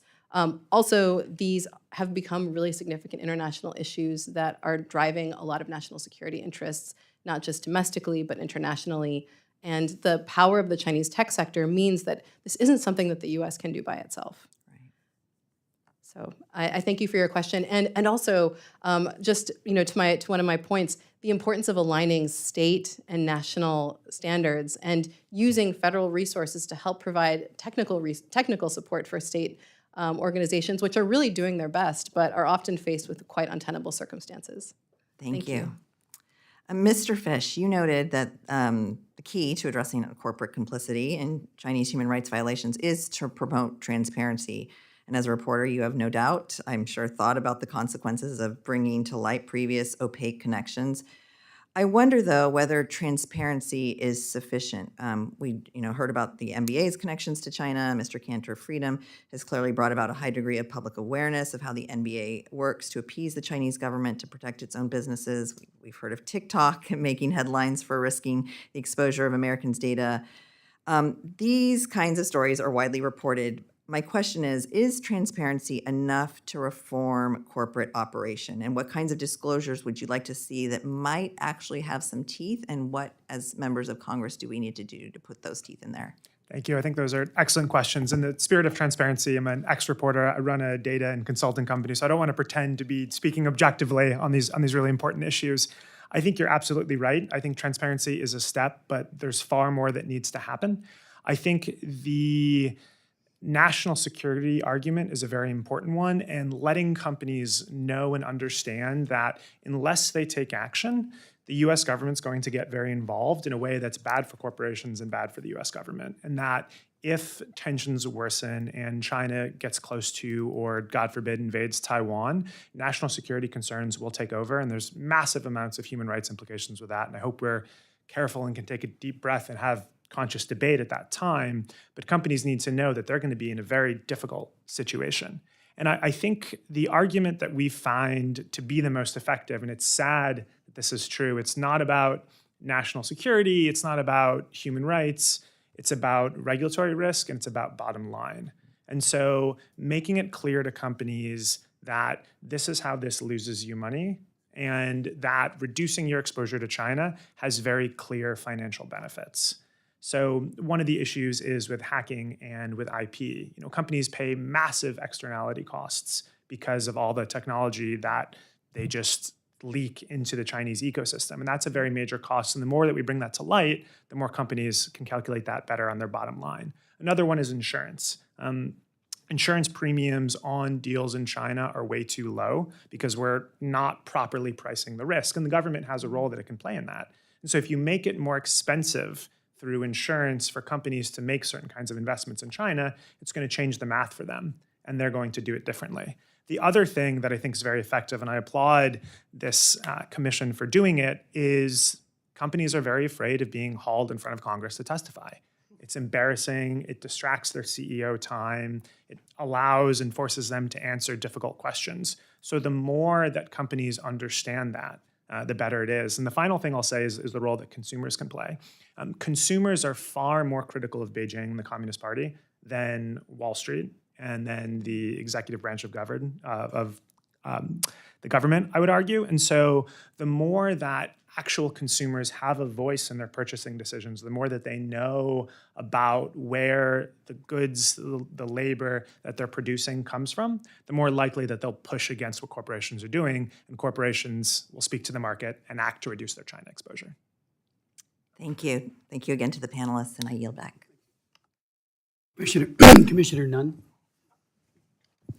Thank you, Chairman Smith, and also to the bipartisan panel here. I think this is not only a really good conversation, it's incredibly timely. Professor Cocus, you highlighted at the beginning that when the United States government fails to define this battle space, the Chinese will do it for us. And I think that is an absolutely truism. You need only look at what Ms. Xi has highlighted today as being so very true. I would offer the same is also true for our business and innovation sector. If we in the United States fail to define this battle space, the Chinese are going to do it for us. Mr. Cantor Freedom, more than a decade playing professional sports in the NBA. I mean, you are an individual who came from a community that had a totalitarian regime to the United States. You're now an amazing U.S. citizen. You're still an incredible basketball player. You came under this vacuum of leadership by corporate America to allow the Chinese to define what would be our principles in the United States simply because you wore a pair of shoes that said, I don't support the Chinese government's abuse of Tibet or its abuse of the Uyghurs. Who specifically did you feel the most pressure from? Was it someone in China or was it somebody happening right here in the United States? So it was actually the Player Association, which I give thousands of dollars every month to protect my rights against the NBA, you know? And I was very confused. I'm like, why are they pressuring me? They should be on my side, not the NBA side. Absolutely right. And one of my teammates said, well, if there's no NBA, there's no Player Association. So they got to do whatever they can to put a pressure on you. Even one point, I was talking to someone from the NBPA, the Player Association. They said, if you don't if you don't stop wearing those shoes, we are going to change the rules. So no one can put any kind of message on their shoes. And I was like, I cannot believe that they are telling me that they're going to change the whole rule in NBA so no one can, because it was so beautiful seeing all those players are writing these beautiful messages on their shoes about their kids, about if someone passed away, RIP to blah, blah, you know. It was a beautiful message. And then during the NBA bubble, NBA was the one was telling us, you know, be outspoken about the social justice are happening in America. They put the BLM logos on the floor. They put the phrases behind our jersey, which was controlled by the NBA. We couldn't pick what we wanted to pick and stuff. So Adam Silver was the one telling all the players, hey, just go out there and speak, give interviews and stuff. And all of a sudden, when the topic was China, you know, they were just all silent and they were just going against what I was saying, which was non-political, you know. So it was someone from America, and I was like, how can the biggest dictatorship in the world, China, can control a 100% American-made company and fire a U.S. citizen? And I would just keep asking that question to myself. I was like, are we really free? Is it only NBA? The more I study, the more I realize NBA is not the only one. You see Hollywood, Wall Street, academias, big tech, you know, farmland. And I started to ask this question to myself. We just keep talking about the freedom we have in this country. Are we really free? So no, it was literally someone from the NBA who was American. So, Mr. Cannon Freedom, you highlight the story of wearing free Tibet shoes. As an amazing NBA player, you were didn't play a single game when you wore those shoes. And within 24 minutes of that game alone, the Chinese government said they were going to pull all Boston Celtics games. And as a result, the NBA basically not only pressured you, but gave, one, the Boston Celtics a horrible loss. Two, deprived the people of China a great opportunity to see not only a great game, but really give an on-ramp for more Chinese to see what is true and great about America, our freedom of speech. But three, perhaps worst of all, we saw an American institution who wraps itself in the flag and is proud to stand on every social issue for the voice of, as you highlighted, our First Amendment freedom of speech rights, but then muzzles our own American population because of a hopeful pot of money coming out of China to keep them going. This is frustrating not only on multiple levels, and Mr. Fish has highlighted this. This is the soft power that China controls all over the world. But to have it come home to roost here in the United States puts us in a highly detrimental place, Mr. Chairman. And I appreciate that this commission is really looking at what the Chinese have done to subvert our own basic freedoms in the U.S., as they've done in Ms. Xi's case back home. I want to speak very specifically now on a couple of issues that are of acute interest. Professor, you know, I'm an information operations warfare officer with the U.S. Air Force. One of the things that we have looked at specifically is this relationship that China has tried to manipulate the battle space, specifically in the digital sector. Can you please speak about some of these emerging technologies, specifically artificial intelligence, blockchain with China's blockchain-based service network, their consumer-facing applications, as you highlighted, TikTok here domestically, but WeChat domestically in China, and the contribution of the Chinese Communist Party's global surveillance state for data collection and how it's manipulating? It's a lot. Oh, no. but I love it. It's a great question. I won't be able to answer it all today right here, but I'll do my best. So I like to think about this in 3 different levels. So on one hand, the risk that kind of comes up most commonly is the risk to individuals. So like what's happening when I'm being surveilled? I would argue that this is actually kind of the smaller level. We can kind of even put that aside because most people are not that interesting. Maybe members of this committee, but most people are not. Then there's this level of economic competitiveness. So it's the fact that there's this asymmetrical trade in data between the US and China. So companies like ByteDance and the companies like TikTok can operate in the US, but equivalent firms cannot operate in China. So there's data that companies in the US are able to gather and then as a result, Chinese firms are able to outcompete US firms in the US. So this is an economic competitiveness risk, which then feeds into also this, when we talk about the communication space, the movement out of kind of a creation of controlled communication environments where we don't actually know precisely what the terms of service mean, what the long-term implications are, and there aren't really mechanisms in the US to prevent private companies from executing on their own terms of service. Right. So in the event that this changes our communication environment, there's very little that we can do.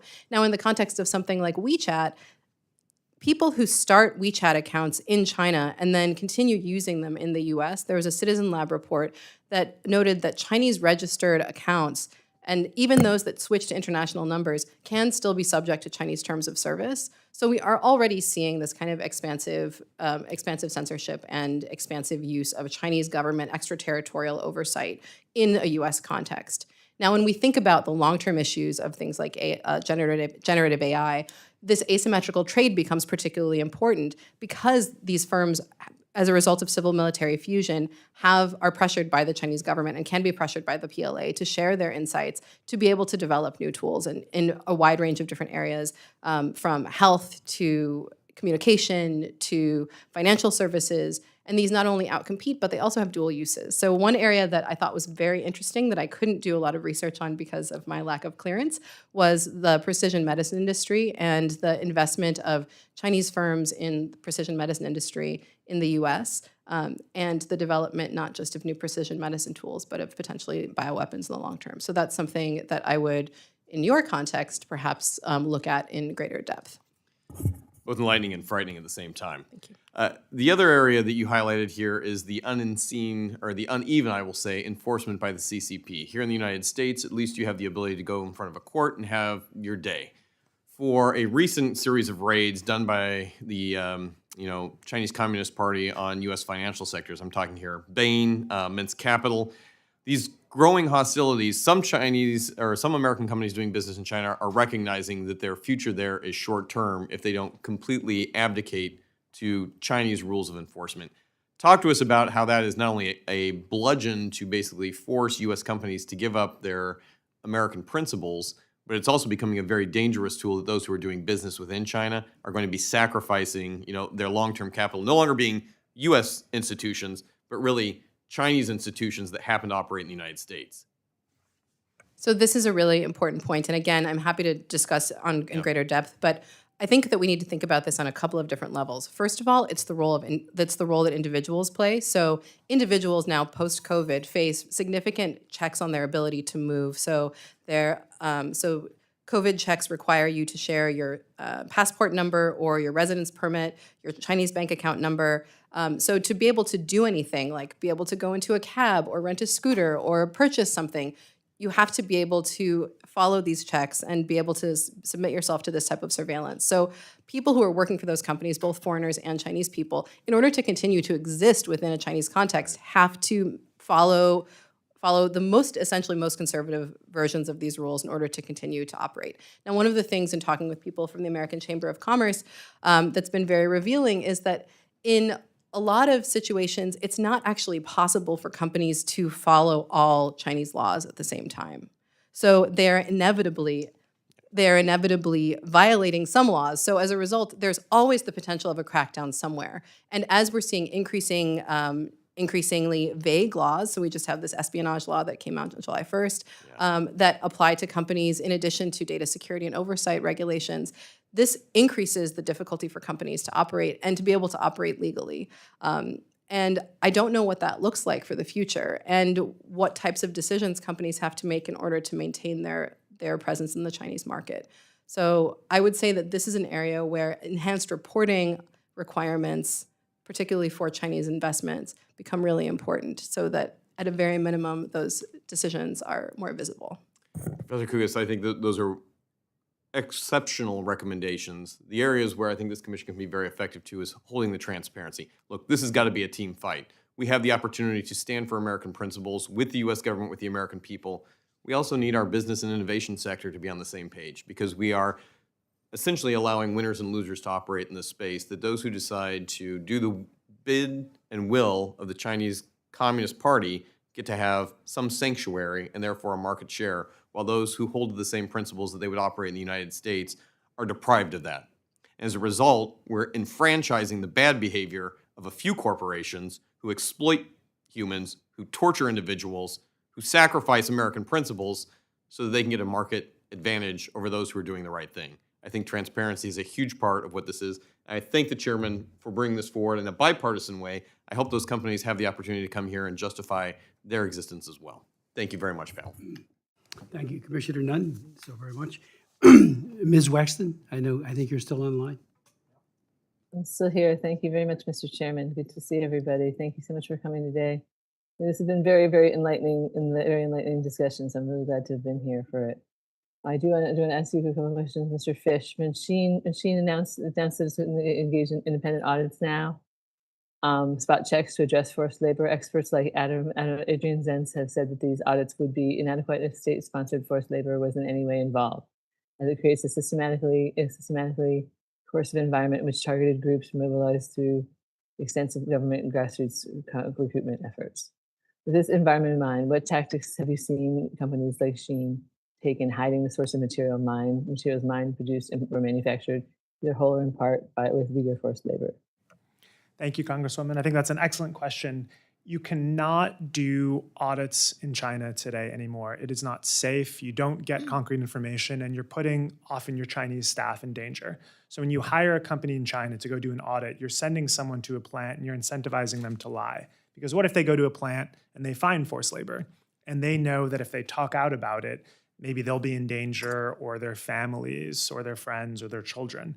So there's no way to do it. And what we strongly recommend is using open source information, which you can do safely from outside of China, to paint very accurate pictures of links between corporations and various elements of the Chinese Communist Party. And that's a model that we ourselves take at the company I run, Strategy Risks. It's using open source information to tell the links between companies and the Chinese Communist Party. And we think that's incredibly important. It's also, as the information environment in China degrades, it's going to get more and more difficult for journalists, for policymakers, for companies, as Commissioner Nunn was saying, to get good concrete information from China. And so we need to understand that big data, AI, open source collection methods are going to be necessary for transparency. Thank you very much for that answer. One other question. In your testimony, you said that we need to require corporations to disclose their exposures to China. But companies in their filings to the SEC often don't break out their China revenue, hiding behind broader categories like Asia. More information investors, regulators, and citizens have about how American companies are exposed in China, the better. One of the reasons that I'll be reintroducing my Uyghur Forced Labor Disclosure Act, which passed in the 116th Congress with bipartisan support. A lot of my colleagues believe that issuers should only be required to disclose information that's material, and they already are obliged to disclose it, and they don't think that this is material. Please explain why it's important that, that corporations disclose their financial ties to China, including their supply chains. That's an excellent point. It's, for so many companies, the most important market outside of the United States, and for some even more important than the United States. And so the idea that not giving a full picture on your most important market or one of your most important markets is just beyond me. I think another thing that companies do to hide behind this is they don't clarify whether or not when they say China, they're including Hong Kong or Macau or Taiwan. And so I think requiring clarity there as well is incredibly important, so that when companies say Greater China or China, what exactly are they saying? Because there's a real need for investors to make material decisions based on what their exposure is. So I applaud you, Congresswoman, for pushing on this issue. Thank you very much, Mr. Fish. And I would applaud you for your change of heart that you've had as you progress through your career. So please talk a little bit about how you came to that, how you came to the conclusion that you wanted to fight for good rather than be a part of the problem. If you could talk a little bit about that, that'd be great. Thank you. I love that question. That's a fun one to answer. So I lived in Beijing for 6 years. I was a journalist, and it's hard to blame anything but naivete. So when you're living in Beijing, you think the way things are the way things are supposed to be. You bask in that environment. And it was only coming back to the States and seeing prominent Americans talk about China, not like Chinese people do, which is incredibly diverse and fascinating, but like the Communist Party. So they would say things like, China has 5,000 years of history. China only wants peace. China has lifted hundreds of millions of people out of poverty. And you wonder, why are they just repeating Chinese propaganda? And then I forced myself to go back and look at all the times that I did that and all of the ways that I praised or facilitated the Communist Party. And it was a very uncomfortable transition.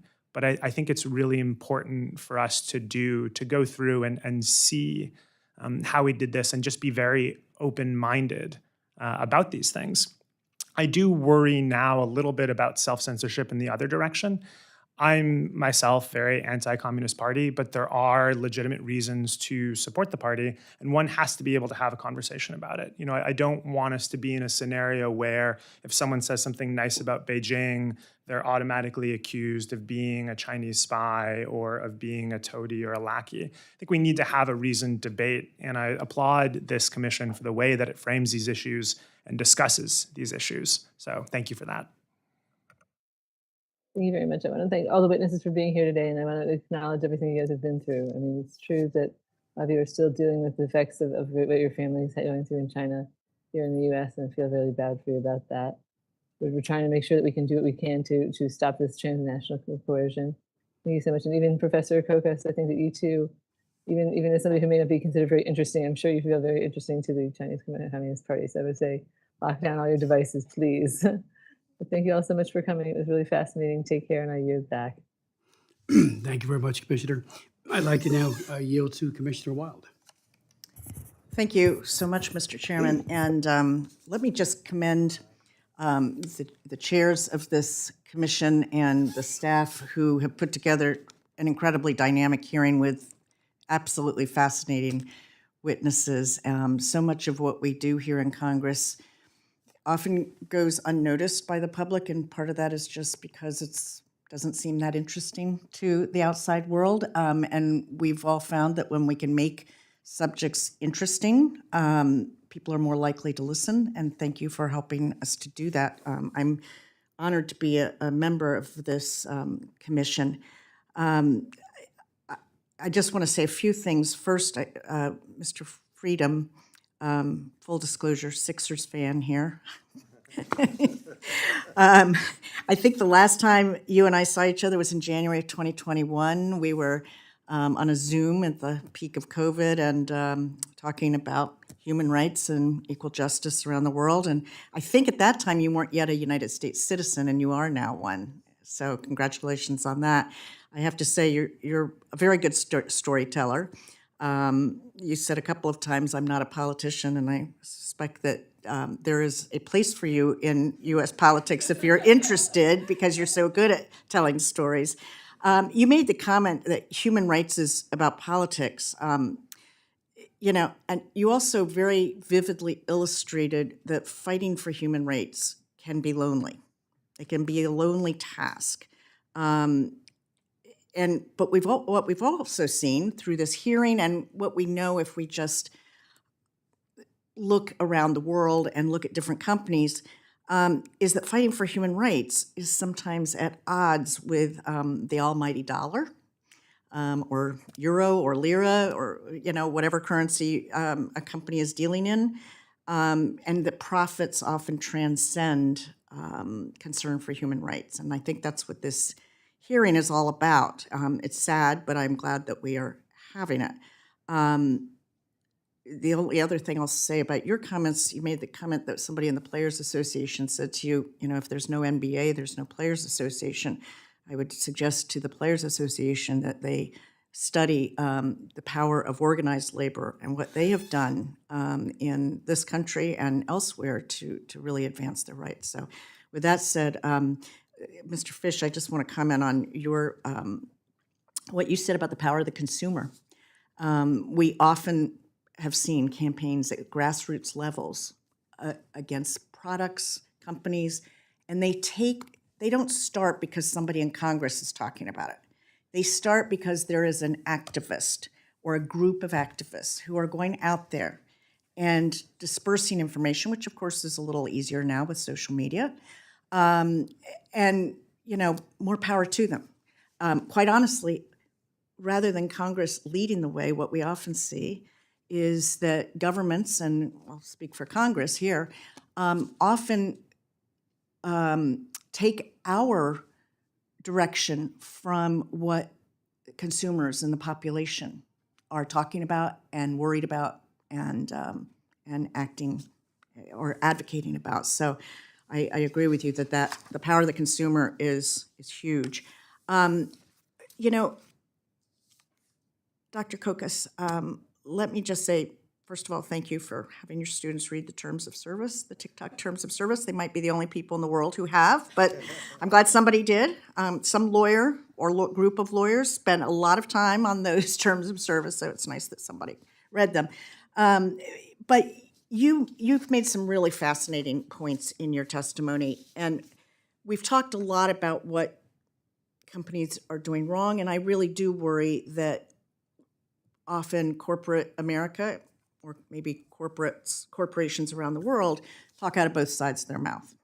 They can condemn human rights abuses, but, we have to have this relationship because it's critical to our profit margins. So, but what I'd like to do, just because we've talked a lot about the negative, is can you give us any examples of U.S. companies that have navigated these dynamics with China differently in a positive way, where they have, how they have navigated the PRC market and still done well, that have still been able to continue selling products in the world's largest markets while still standing up for their fundamental principles.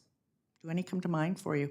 And by the way, I open this up to anybody but you in particular, because you've studied it so much. Thank you. I think that's a really important question. And one of the things that we've seen is that companies do the right thing when they face pressure most consistently. Back to Mr. Fish's point, right? Right, yeah. And this isn't just pressure internationally, but also pressures from their consumers. So the Top Gun case that I discussed, there was a huge outcry after Tom Cruise's bomber jacket had the Taiwan flag and the Japanese flag obscured, and then eventually Tencent pulled out, so there was less financial incentive for the film to move forward, making those statements. So I think really shining a light on things becomes really important, and that's one of the reasons why I have my students read the terms of service, so that at a very minimum they know what's happening, and that's why I think hearings like this are so important. And also transparent reporting requirements that are easy for consumers to read and that occur quarterly are the sort of things that companies have to respond to. Now, I would urge that that there are already existing statutes in place, there are already existing reporting requirements that just could be tweaked. The other thing that I think is useful is to look at things like ESG indices that help to, and this isn't something that Congress would do, but it's something that Congress could support, where when we enhance reporting requirements, there's a way to actually financially reward companies that are involved in those particular indices. So I think Mr. Fish is ready to go, so I'll let him. Go ahead. Thank you. I think that's an excellent question. So we rank companies on their China exposure, and I can say with almost certainty that the company that has the lowest China exposure doesn't want people to know that. And I do hope with the new And regulatory why is environment, that? Why do they not want people to know that? because some investor, some board member, some business tie they have will see that and then perhaps get angry and get upset. It's actually very fundamental with the NBA as well. So we did a big project with ESPN ranking NBA team owners on their China exposure, and we found that a lot of the pressure came not from the team itself, but from the owner. It's very similar with Hollywood too. It's not just that this film offended Beijing or kowtowed to Beijing. It's that someone involved with the making of the film or the parent company or the studio thought that this could jeopardize their business relationship. And so there's no, we rank on a scale from 0 to 100, and there's no 0. There's no company that has no exposure to China. I mean, we are in a very entwined world. We, in 2019, traded 25 times more with China than we did with Russia. The number is much higher now. And so where we are in this very messy process is we are decoupling, we are de-risking, we are moving in that direction so that hopefully in 6 months or a year, if tensions continue to go the way they're going, there will be companies that can stand up and proudly say, yes, I have removed my China exposure, and this makes me a healthier company, more responsible to my shareholders and to my consumers. Well, thank you. It's interesting because there seems to be almost a knee-jerk reaction to made in China products. I will tell you, political candidates who have political swag, T-shirts, hats, whatever, and that are found to have a tag that says made in China, they're going to hear about it and it's going to become a negative hit on them. But so many people, I don't think, really understand the full cycle. So what a lot of consumers, voters, and other people in the US might be thinking about is we've outsourced so many things to China, we've lost market share, we've had factories closed down, including in my own district, Pennsylvania 7. Workers have lost their jobs. But without really thinking about the reason for that is not only that there are very low wages and lower costs of operating in China, but that comes at the expense of the people the Uyghurs, and the people who are producing these products in China. And that's the part that often people, I will tell you, and I don't fault anybody for this because it takes a lot of critical reading and thinking, and everybody's got things, but I think it's really important that we draw that full circle.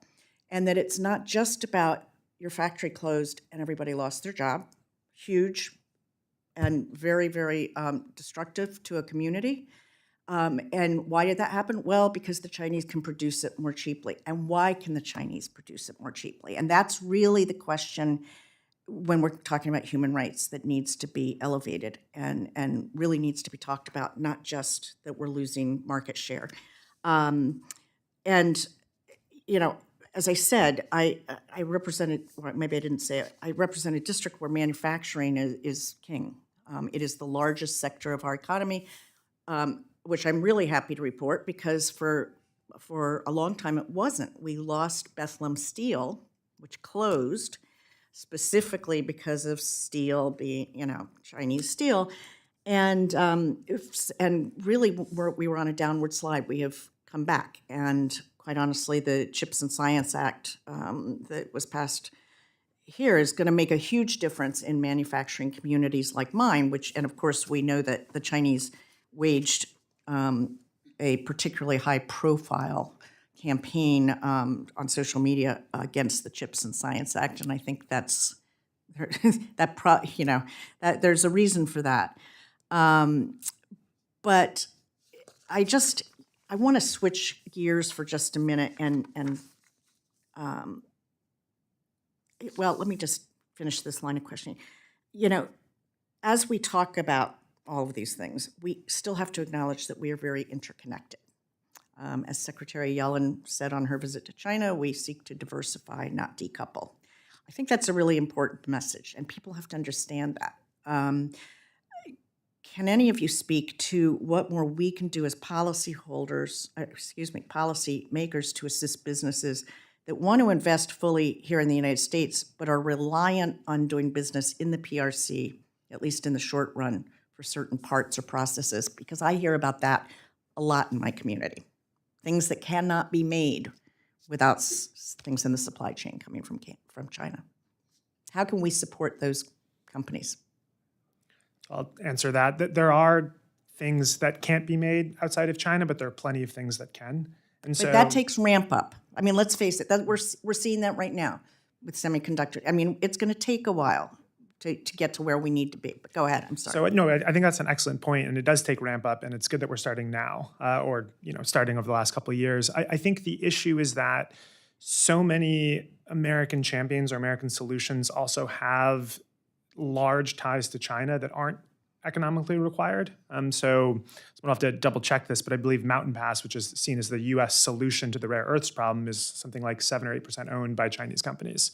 And that's not the solution that the American people need. And it's not that this company needs that stake in order to survive.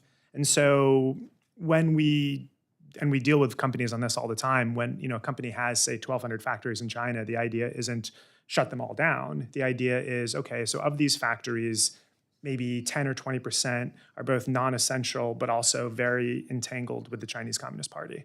And those are the ones that you get rid of first. Okay. Okay, go ahead. Just really quickly. Sure. One thing that I think is also useful is rewarding mitigation strategies. So one of the things that's, so shutting down a factory is more visible, but rewarding companies and working with companies to develop their mitigation strategies and honoring that ramp down time is really important, because it's not financially feasible in a lot of cases to shut things down. I completely agree with you. I'd love to have another discussion at some point about the pragmatic approach to doing that, because I think you're absolutely right. But those are great words. We got to figure out how do we do that to support those. I want to switch now, if I may. Do I have a few more minutes? Thank you, Mr. Chair. To Ms. Ming Lee, and thank you so much for being here. And thank you for advocating for workers in the PRC as well as for your husband. You have a lot of courage, and you've spoken very powerfully. And the defense of universal human rights and dignity, and fighting against the use of forced labor is just so incredibly important. Your husband, as we know, was arrested and sentenced to 5 years imprisonment in 2019 due to his activism, including defending workers from discrimination in the workplace. As you may have gleaned from my initial comments, I am a big fan of organized labor. I think that it serves a purpose. I think the Players Association should take some lessons from them. But so it's just critically important, because that is how an ordinary worker gains power, not alone, but collectively. And that's how it has to happen. And of course, we know that pro-worker advocacy is dangerous in the PRC because we don't have organized labor as we know it. There, we have the All China Federation of Trade Unions, which is government-controlled and is the only legal organization that workers can join. Am I right? Yeah. Let me just ask you, I just want to express my solidarity. I hope that comes through for the sacrifices that you and your husband have endured. I hope that, have you been able to speak with him? Not really. Actually, since he was arrested, he never have a chance to meet his lawyers.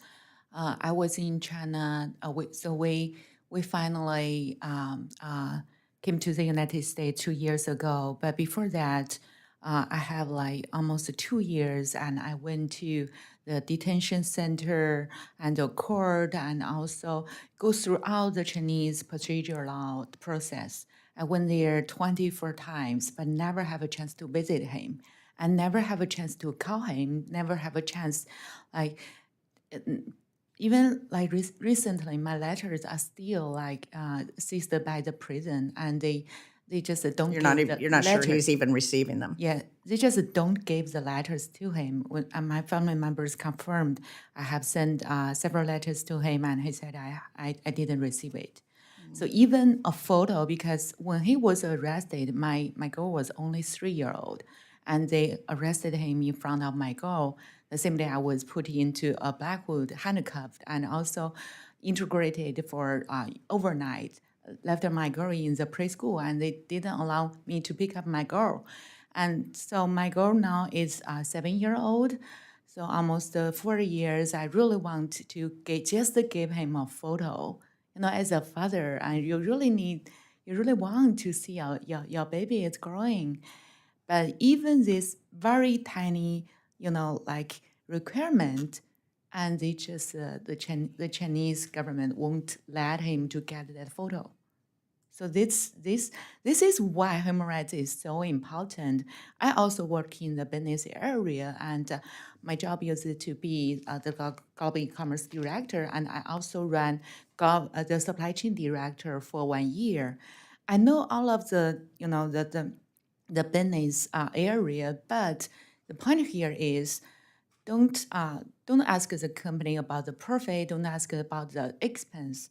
Just ask them one question. As a human, where is human rights? If we don't have human rights, we lose freedom. So Well, I think, I have to say, I think that is the exact point of this commission. yes, I'm grateful that it was created and exists. The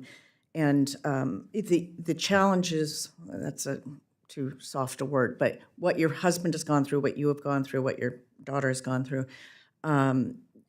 highlight just how critical this situation is. And that's just one story. I'm sure there are many, many stories yes, like that. And of course, that suppresses any thoughts that other workers might have about collectively coming together to fight this kind of abuse. So thank you for telling this story. you. Thank Thank you you, all for being Congresswoman. here. It's incredibly important, and I hope that one day we will be able to look back on this and see some improvement. I do believe that I've never believed that the solution is to just completely shun China. I agree with the secretary that diversify, not decouple is, and it's just a reality. But we also have to remember that there are many, many people there who are not the PRC. They just are residents, citizens of China, and they are not bad people. And that's something that often gets a message that gets lost too. So we just have to keep amplifying this, I really believe. But thank you all for really compelling testimony. Thank you so With that, I yield much, Ms. back. Wild. Commissioner Wild, thank you so very much. And I too would agree with what my friend and colleague has just said about our argument is not with the people of China, it's with the oppressors. We stand with the oppressed, not the oppressors. And the Chinese Communist Party are the oppressors. So I thank all of you for your extraordinary testimony. If there's anything you would like to add before we end this hearing? If not, I would ask unanimous consent that Jim McGovern, our ranking member on the House side, that his comments be made a part of the record. Also, Sarah Cook, who is the senior advisor on China, Hong Kong, and Taiwan for Freedom House. Maya Mitalapova, who's the MIT Director of Human STEM Lab, that her testimony be included in the record. And Robbie Smith Saunders from the Coalition for a Prosperous America, that testimony be a part of the record as well. I want to express my deepest thanks to Jenny Wang for her work on this hearing. Really deeply appreciate the leadership she has shown. Matt Squeri, Scott Flipsy, Piero Tazzi, our Chief of Staff for the China Commission, Diana Majsiowicz for her help as well. These hearings are, there are many, many witnesses who could be here. I think we've got the best of the best who have given us insights and information that is actionable, and I can't thank you enough for that. We will continue this series of corporate complicity by inviting the corporations themselves to be here, including Nike, the NBA Players Association, and others, of course, Milwaukee Tool.